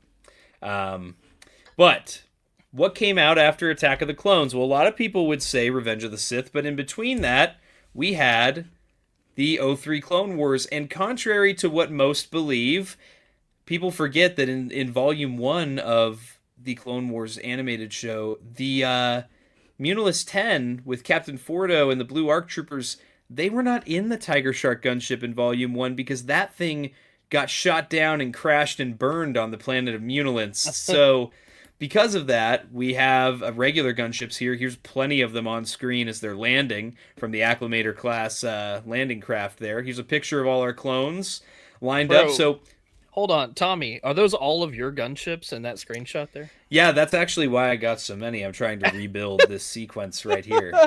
Yeah, this is the end goal. This is the end game right here for me. That's Tommy's toy room in about a year. That's what it's going to look like. Lots of fishing wire. Yeah. Yeah. Obviously I'm not going to reiterate, like, if we already talked about a clone release previously, I'm not going to keep putting it in slide after slide. So we already know about the Phase 1 clone. We're getting a new one. However, if you're looking for the ARC Trooper Captain or the ARC Trooper, there are TVC releases that you can find on the aftermarket right now for relatively cheap.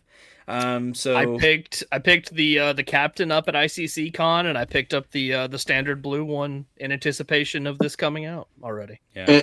And I do want to say, if you also feel like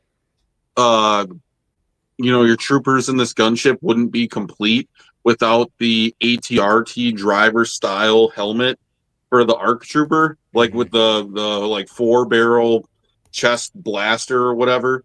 That figure does exist in the Legacy collection, and also the one with the minigun. Those do exist in past trooper sculpts, but it's not ideal because it's not TVC, but it does exist, and it is an option. I don't know if I would foresee them doing those in TVC, but and I'm pretty sure you can get them single carded too. You don't have to buy the I think it's called the Hunt for Grievous Battle Pack. I don't think you have to buy that one. I think you can buy them single carded. Yes, I can confirm the Legacy collection did do them single carded. Yeah. Yep. And even better, in Volume 1 of the Clone Wars, you literally all you have is Fordo, 2 of the blue ones, and then the rest are Phase 1 clones. Oh, sure. For the Munilus 10. So you're telling me I bought a blue one, I bought a red one, I bought a white one. I'm good to go. All right. He's good to go. He's ready to go. He's got that fully loaded gunship. Yeah, that's right. 10 clone troopers, and you're ready to go. So we'll move on to our next slide here, being Revenge of the Sith. Hellrunner, I didn't know about it. I was in the market for a gunship at the time. I was looking. I was like, okay, I'm looking on the secondary market. I do want a gunship. And then they announced this. I was like, perfect. I'm good to go. Shout out Shelf Life. Subscribe to Shelf Life on YouTube. Actually, Shelf Life tells me to tell people not to subscribe to Shelf Life on YouTube. Honestly, that's probably the right choice. But Hunter, I thought you would like this little shot here. So in Revenge of the Sith, funnily enough, the only clones that we actually see on Republic gunships are plain white Phase 2s or 2/12th Grunts or 2/12th Airborns. Other than that, you could obviously put any Clone Legion on a Republic gunship, but if you want one that's screen accurate to Revenge of the Sith, then these are the clones that you'd want to put on your gunship here. As far as releases go for these guys, you have a couple options for the Phase 2 Clone Trooper. You have the single carded one that came out recently, marketed as an Andor figure. He has the removable helmet, but there's this 4-pack down here in the bottom middle. This is still, I think, readily available on like Amazon and stuff. I bought one to give away from Amazon for the Back the LAAT Marathon. It's this 4-pack. Comes with, I believe, 2 501st. You get a 332nd, and you get a plain white Phase 2 Grunt as well. So you get some options in there, and there is also obviously a 2/12th 4-pack that is actually on sale on most fan channels right now, and that gives you Waxer and 3 Phase 2 2/12th Grunts. And then, of course, here, now the only figure that's a little older, and he's not terribly pricey on the aftermarket. If you want an Airborne, you're going to have to jump all the way back to 2007 and pick up the 30th anniversary Airborne Trooper. I gotta say, that figure looks incredible. It does. I was about to say, visually speaking, that looks good. I love that figure. For that as old as that figure is and all that, like, yeah. And what's crazy is the Airborne has a removable helmet, but you can't even tell. I ain't gonna lie, I hate that removable helmet. Really?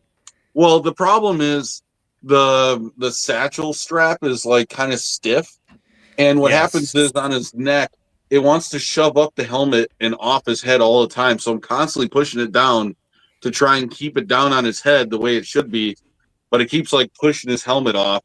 So like I've literally thought about taking a dab of glue and gluing the helmet down. That's what I was gonna say. If you never want to take the helmet off and you don't intend to sell it, dab of glue. Yeah. Yeah. Now I have to say, what Howlrunner says, there's variants of the 212 pack with the Revenge of the Sith brow line and no brow line. I didn't realize they did a running change on that. Wow. Yeah. Oh, thanks, Riley Bob, for correcting me on that one. You get 2 Phase 2 clones, one 501st and one 332nd. So honestly, this is a great set too if you want to build out like a Season 7 of the Clone Wars, like Siege of Mandalore. Yeah. Look, you get that because you see all 3 of those looks in the Siege of Mandalore as well. Shelf Life comes in. Gotta buy 8 of the $150 Clone Wars Scuba Troopers with the vehicle. Gotta recreate Season 4, Episode 1. So we're going to get into that in a minute here, but I believe this is the only media that we'll get into for now where you just can use the base look of the gunship. So the one that we saw in all the promo images, no swappable panels, no nose art decals, just the base look of the Republic gunship. Attack of the Clones, 03 Clone Wars, or Revenge of the Sith. You can just go with the base look. A couple things I did want to point out about this image from Revenge of the Sith here. Look at the ball turrets, how they're tilted up like that. You can actually do that with the HasLab. You can actually tilt the ball turrets up because in the movie, when the gunships land, they do that. So that's cool that the HasLab gives you that feature. And I wasn't able to zoom in because the resolution was so low. I was going to ask you about this if you were going to bring it up. I never knew this. And I always criticized it in Bad Batch, in Mando Season 3. Because I would be like, why do they have just Phase 2 clones piloting the gunships? Why don't they just have the pilots in there, blah, blah, blah. Well, when I zoomed in on this screen grab from the movie, that's a Phase 2 212 clone in the pilot seat there. So come to find out, all throughout Revenge of the Sith, there's never Phase 2 pilots in there in the movie. It's just Phase 2 clones. So now I understand why that decision was made in Bad Batch and in Mando. It was an intentional decision to keep consistency with Revenge of the Sith. How crazy is that? That's kind of wild. Yeah. But I think I was going to bring up too, like in canon, if that really does bother you, I'm pretty sure there's somewhere out there, you might have to look on Wikipedia or something, that like every clone has somewhat like basic flight training to be able to pilot things just in case they have to. So even though they're not maybe a dedicated pilot as far as like the helmet and everything, like I'm pretty sure that's like an in-universe thing. Mm-hmm. Yeah, absolutely. So now, guys, let's start jumping into some of our nose arts that we have for this thing here. So we're going to start off with one of the swappable panels. That being the Crumb Bomber, which is Obi-Wan Kenobi's lead gunship. Okay, this is for 212 Hunter, if I know anything. So when I was digging through a lot of the scenes with this gunship here, using Wikipedia as a great resource as well, the clones that we see in this gunship are, of course, it's Obi-Wan's lead gunship, so you're going to have Phase 1 Commander Cody, you're going to have Phase 1 Waxer, Phase 1 Boyle, you're going to have just plain Phase 1 clone troopers, and our Phase 1 Captain Rex, and believe it or not, are shiny versions of Echo and Fives, because in Season 1, Episode 5 of the Clone Wars Rookies, the Crumb Bomber is the gunship that comes and rescues them all from the Rishi Moon outpost. That's the gunship. That's crazy. That picks them up and takes them back to the Venator. So that's kind of crazy. If you're looking for any of I have this done by most recent release. So usually the most recent release is the least expensive on the aftermarket. Unfortunately, a lot of these Clone Wars ones are going to be animated figures. If you're someone like me or Hunter, then that excites you that you can put animated clones on this really cool gunship. But if not, I mean, it's just something you'll have to deal with. So the most recent Phase 1 Rex is actually from 2010 in this style, the blue and black style Clone Wars packaging. Wait, so that's the most recent Phase 1 Rex in 3 3/4 scale? Just yes, in general? It is. Yes, it is. Come on, TVC. I will say, it's not ideal, but there are AliExpress options for like a Phase 1 Waxer and Boyle in 3 3/4 inch. It's not official, but like, it is an option if you do want that new TVC mold that is like, I'm pretty sure the same body as like the 212th like Army Builder 4-pack. Yep. And then to go with that, you can also get Boil for that 4-pack. That it does, it comes with Waxer, but there's no Boil. Yep. So that is also an option. I've got a few from them. So I am going to be jumping into that. You have your single carded Rex, your single carded Cody. Then they did single card Echo in the 2009 release of the Clone Wars line. I actually, funnily enough, I had all 3 of these when I was a kid. And Nice. then continuing with the Crumb Bomber, as Hunter kind of was saying before, there is a multi-pack where you can get your Phase 1 Waxer and your Phase 1 Boil with Cody, and then for some reason Mace Windu. And the Assault on Ryloth 4-pack. I was going to say it's Assault on Ryloth, yeah. So that's the only way you can get Phase 1 looks for these guys. I take it, Hunter, this pack is pretty expensive on the aftermarket. That pack, there's a reason I don't have that pack yet. That pack is like $300. Yeah. Crazy. Wild. And then the only way I gotta get get it one day, but yeah. Yeah, the only way to get 5s is he only came out in a Walmart exclusive 2-pack in 2009 with Captain Rex, and that's another way, I guess. You could get 2 for 1 that way. Get your Rex and get your 5s, if that's what you want to do. Shadow Falcon's fun, by the way. He says, I heard that the new Epic Hero Phase 1 Rex isn't half bad. I have seen that, too. I have seen that. The figure itself is not terrible. Yeah. You want to hear a fun fact about that 2-pack real quick? Yeah, let's hear it. So this 2-pack was the only Phase 1 Rex I had when I was a kid. And the reason I know is because I was unaware of this when I was a kid. But it's one of the rarest Phase 1 Rex figures you can get. They put Phase 1 Rex in just about every battle pack, and like they had them. Yep. How many different Phase 1 Rex releases did they have? Like I couldn't even name them. So many. But this one specifically, for a certain paint hit, is like the rarest one.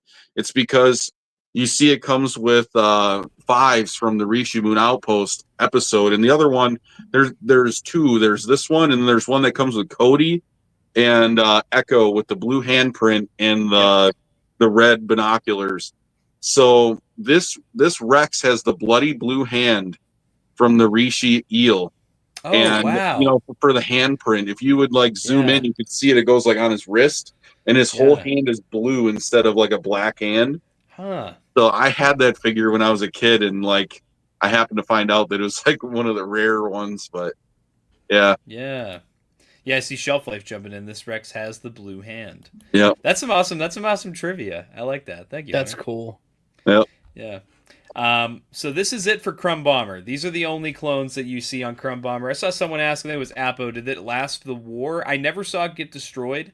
So you can only... Oh, yes, because the Crumb Bomber art shows up in a Joe's Diner in Rebels, and it shows up in Star Wars Resistance. So you'd have to imagine that the ship lasted the war. Yeah. The hit show, Star Wars Resistance. Anyway... now we'll move on to our other. This is the best picture I could get. You can just barely see the fuzziness of the nose art there. This is Service with a Smile, Kit Fisto's lead gunship.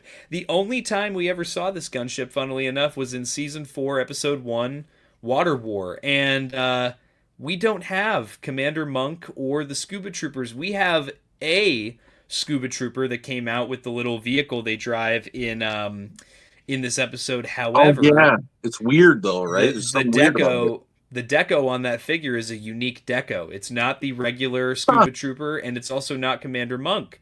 So it's a very, very expensive Clone Wars pack, and on top of that, we have no existing figures. So kind of a little disappointing that we got this swappable nose art panel, and there's no canonical figures to put in it. Kind of an odd choice then to make that one of the 2 alternate nose arts for this set. Yeah. If I had to guess, they tried to go with ones that were small and simple enough that they could make it on a swappable panel. Yeah. Where, like, as we've seen with some of these vinyl decal sheets, some of them are so big they don't fit on that panel. That must be it. Those were the 2 that were small enough that would fit. And the Crumb Bomber is obviously the most thematically appropriate one. Yeah. I want a swimming one. Water War. Speaking of that figure, clones. I'm pretty sure I saw something talking about that scuba clone and saying like how awful of a figure, like an action figure, that thing actually is. It's not a good figure. Terrible. They made it for some reason so that the snorkel part on the front just pops off. So anytime you go to articulate the figure, it just falls off. Like, why, though? Yeah. There is a scuba clone trooper from 2008. It's designed after the scuba clones from the 03 series. There are those two from the Legacy collection. Yeah. But that's a pretty pricey figure too. I will say the scuba clones might be on Hasbro's radar because both versions of the scuba clone did pretty well on my clone bracket for my March Madness Order 66 edition. So I'm gonna get an aquarium and like just drop a bunch of those clones in there and have my gunship in the aquarium. Could you imagine having like a shirtless Kit Fisto like in your aquarium underwater, like with his lightsaber and just kind of cool? Yeah, that'd be sweet. Yeah, get the Mon Calamari swimming down there. Yeah, I want to see somebody's crazy diorama in an aquarium with like fish swimming around them. I want to see. Yeah, dude, that would be sick. So moving on now, one of my biggest excitements about this whole campaign was the inclusion of, and this is what really sent me off the deep end on this HasLab, to be honest with you, was the decal sheets. So we're gonna get into some of those here.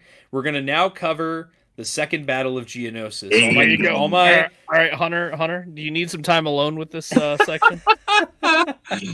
All my cloners here, my cloners, everybody get ready.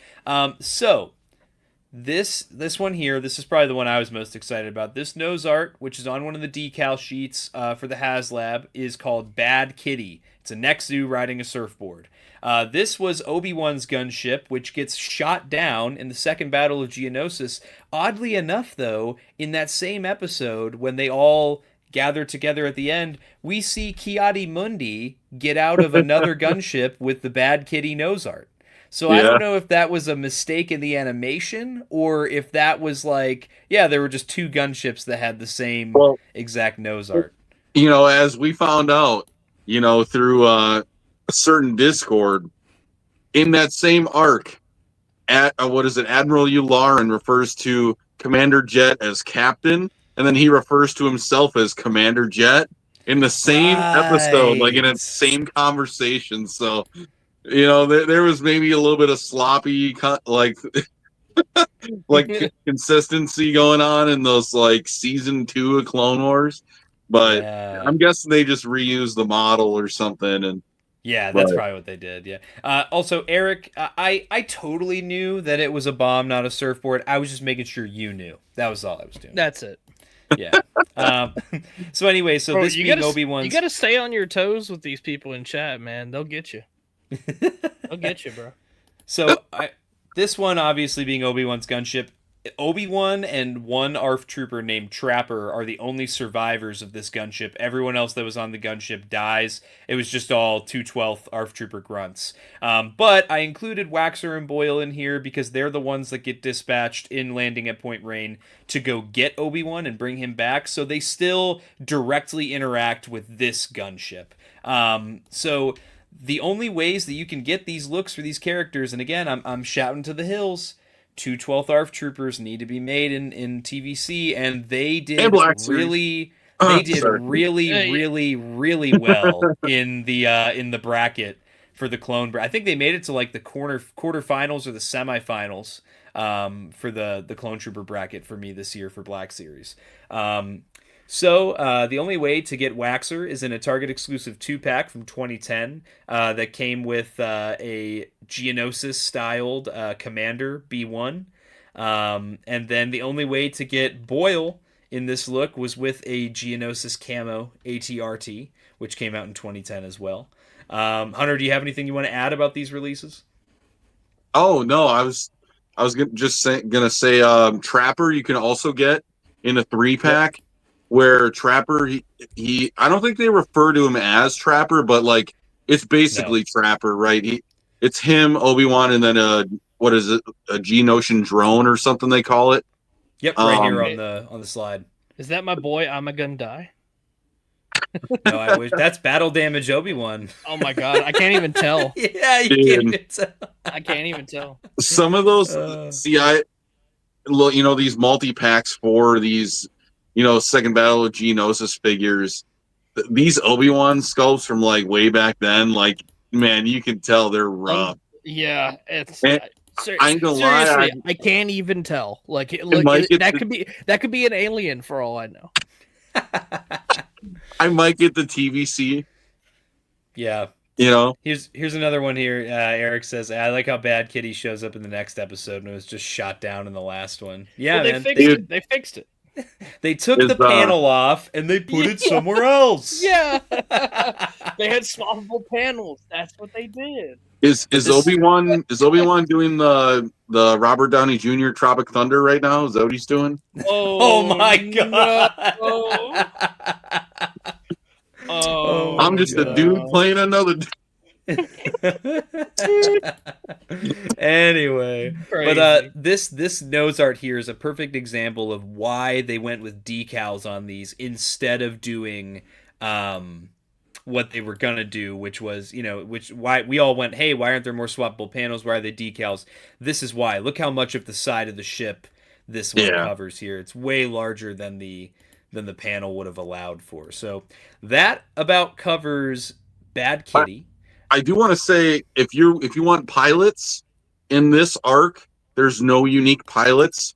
You're basically going to be looking for a phase 1 oddball.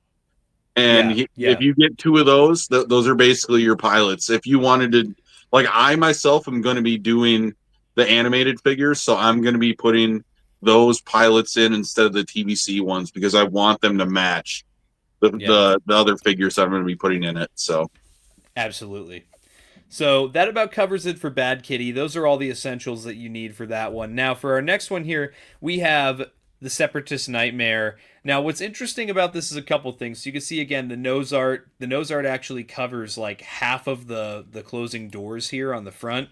So again, makes sense why they had to do it as a decal instead of doing it as a swappable panel. This is Ki-Adi-Mundi's lead gunship in the Landing at Point Rain arc. This one also gets shot down, if I'm not mistaken. However, when it's in the hangar, it's green, but when it's in flight, it looks just like any other gunship, and it has the red highlights. I saw that today watching the arc. Yeah, I was like, dude. Very strange. So, obviously, other than Ki-Adi-Mundi, the clones that are in his gunship are Clone Commander Jet, the Flame Troopers, and the Special Ops Clone Troopers. These all have Clone Wars releases that came out in 2010. You have Commander Jet, a very expensive and hard-to-get figure. He's about $100 on the aftermarket right now. Flame Trooper you can get for about $25-30. He also came out in 2010, and then the Special Ops Trooper came out in a Target exclusive multi-pack in 2010 with a Geonosian drone with like a buildable kind of turret on like a tripod.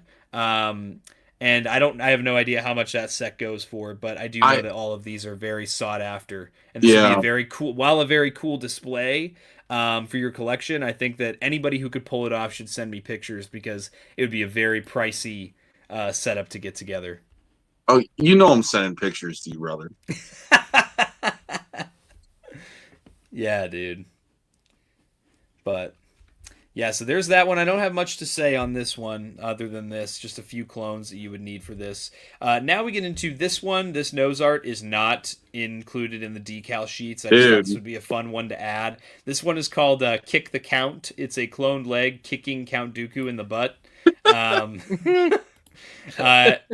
But this one is Luminara and Barasophi's gunship, and they have our Phase 1 Commander Gree, a bunch of Phase 1 41st Elite Corps clones, and then 2 named clone troopers, being Clone Trooper Draw, who is the one pictured with the rocket launcher, and then Clone Trooper Buzz on the bottom picture here. So these guys, again, if you're building a Geonosis display, I feel like these guys would be a fun crew to build here. The most recent Commander Gree release came out in 2010.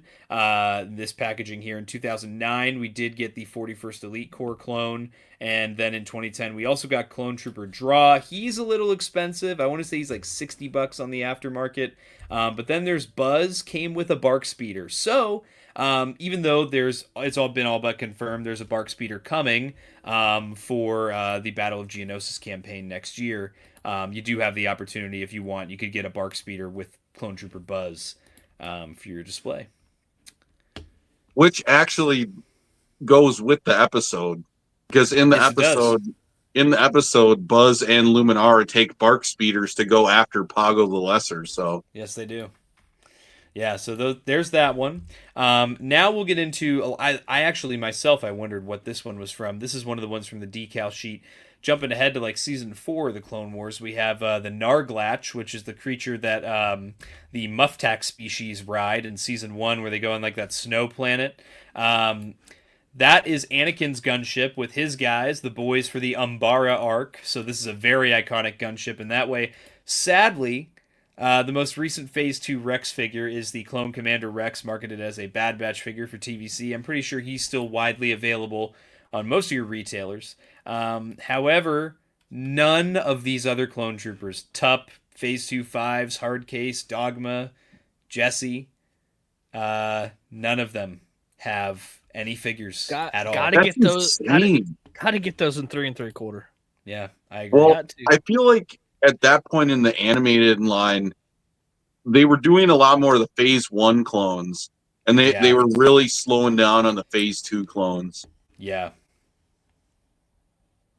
Yeah. What's up, Baymax? What's going on? Exhausted after the LAAT 7 weeks. I'm on IG vacay mode. Can't wait to get the gunship. I am just so sick of seeing everybody talk about the LAAT. I just gotta say. I'm so tired of everybody talking about the thing they're excited about. Bro, it's crazy. Just find some enjoyment, man. Turn off the phone and go outside. Yeah, literally turn your phone, turn the social media off for a minute. You'll be okay. You'll be okay. It'll be fine. So now we're moving on, I think. So now we have 2 more slides here. So we have the Bad Batch. If you want to build a Bad Batch gunship, obviously we did show multiple ways you can get the Phase 2 Clone Trooper earlier, so I'm not going to waste my time. As you can see in this photo from the Bad Batch, you have Phase 2 clones piloting the gunship, which is all they did in the Clone Wars. It was always Clone Troopers, and then later TK Troopers. So you see we have TK Troopers, plain white Clone Commandos, and then the, I call them like the Camino-style Clone Commandos. The only way that you can get a white Clone Commando was in this Dark Horse comic 2-pack from several years ago now. Came with like a dirtied up super battle droid. This set goes for about $75 on the aftermarket, which is not horrible for what you get with the set here. However, neither the TK Troopers or the Gray Commandos have ever had a figure yet. So hopefully, this opens the door to new figures kind of coinciding with something like this. Commandos. Scott, what are we even doing here? Speaking of which, Delta Squad would be awesome to get a new Delta Squad. Yes, for sure. Yeah. I've honestly toyed with the idea of even buying one of the older sets and just to throw those 4 guys on a gunship would be so cool. That'd be sick. Still in line with the Battle of Geonosis. Yeah. Yeah. You're right. But then my last slide here, very recent. We did get to see the gunship in some flashback scenes for the Mandalorian Season 3. And in that, we actually saw Coruscant Guard, aka Shock Troopers, piloting the gunship. And thankfully, on pre-order right now, there is a new TVC Shock Trooper, or as Hasbro decided to call it, the Imperial Shock Trooper from the hit show The Clone Wars. This Shock Trooper is on the latest body, so that's good. That's what we want to see. No removable helmet on him. And obviously in this sequence, you get everybody pouring out of this gunship. You get Shock Troopers, 501st, plain Phase 2s, so... yeah, lots of great ways that you can buy like a 4-pack. Again, that 4-pack with the 2 plain Phase 2s, a 501st and a 332nd. Just out of that 4-pack there, lots of versatility with how you can display that different legions. But yeah, that's my slideshow. I hope you guys all enjoyed. Kind of giving you an idea. So shout out to all the people in my Discord that were like, "Hey Tommy, how the hell would we display these figures? What clone troopers do I need for XYZ gunship?" It's all been spelled out for you. He broke it all down. Yeah. But yeah, well, that's all I had for our victory lap here on the Republic Gunship. Fellas, anything that you guys wanted to add here? Bro, I just want to say thank you to the Star Wars team for putting out an awesome HasLab. And I'm going to stick up for HasLab as a concept because I've seen some negative posts and negative reception to just HasLab as a concept. Were this just a made to order item, we would not have done a 6-hour LAAT marathon. We would not have met all these people in the TVC community and like gotten excited about this and been like, spreading the word and trying to, get people behind this thing and explaining why, we think it's worth it, etc. So, but if this was just, up on Pulse and you could just buy it, like I would have just bought this and moved on with my life. And that's fine and all for some things, but I think HasLabs are special. And I feel like it's a unique opportunity to grow the community in ways. Yeah. So I agree. Yeah. Yeah. Hunter, anything else you want to add? No, I think Wilbon kind of said it, and not only like am I thankful for Hasbro putting out a product like this, but also to everyone who helped make this thing happen. As far as like, pushing this thing, pushing the campaign and everything, because there's been plenty of criticisms about how this thing was marketed officially, but to finally get to this point, I'm just so grateful, and I can't wait to get it in hand. It's going to be great, and it's going to be sweet. Yeah, I don't think there's anything else for me to say about it. I'm just very happy. Yeah, I feel like I found a new place to call home within the Star Wars action figure world. I've been in Black Series for years now. I'm very comfortable with my Black Series community, and I've always kind of from the outside looking in, I've always been curious about TVC. This was the biggest thing that really brought me into this community. Again, I have to say I could speak on behalf of all three of us when I say a huge thank you to how warm and welcoming the TVC community was on Instagram and YouTube to us, and bringing us in as new collectors and new voices in this community. Shout out Riley Bob for this one here. As a TVC collector, you guys have been great throughout this campaign and inspired some definite backing. Got a new subscriber out of me, and welcome to the TVC family. Yeah, awesome. That's so cool.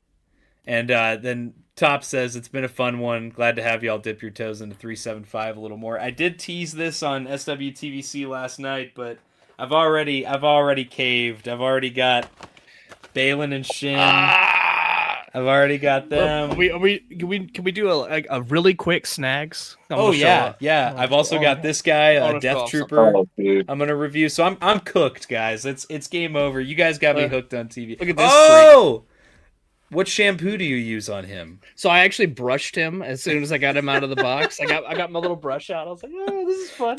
Are you gonna give him a middle part? Yeah. Hey, there it is. I'm gonna give him I'm gonna give him like the frosted tips. Look at that. Name him JT. Yeah. Well, yeah. Courtney gave him a name. He's Benny the Bantha. Benny the Bantha. Like a bantha. Like a bantha. No, this guy is awesome. I'm obsessed with him. Yeah. But yeah, I feel like I can now like pay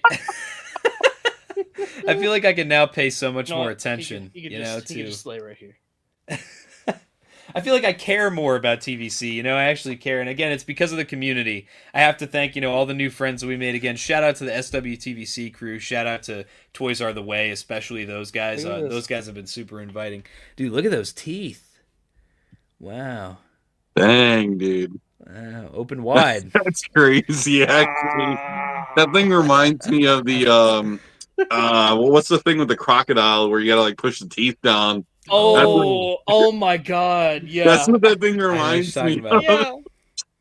Dude. That game. Oh my god. Yeah.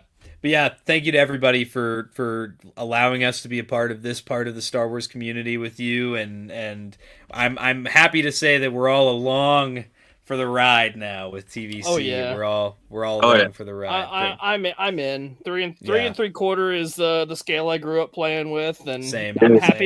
I'm happy to return to it at least on some level as an adult. Yeah, I have so many You know, like we're talking about gunships and clones and stuff like that.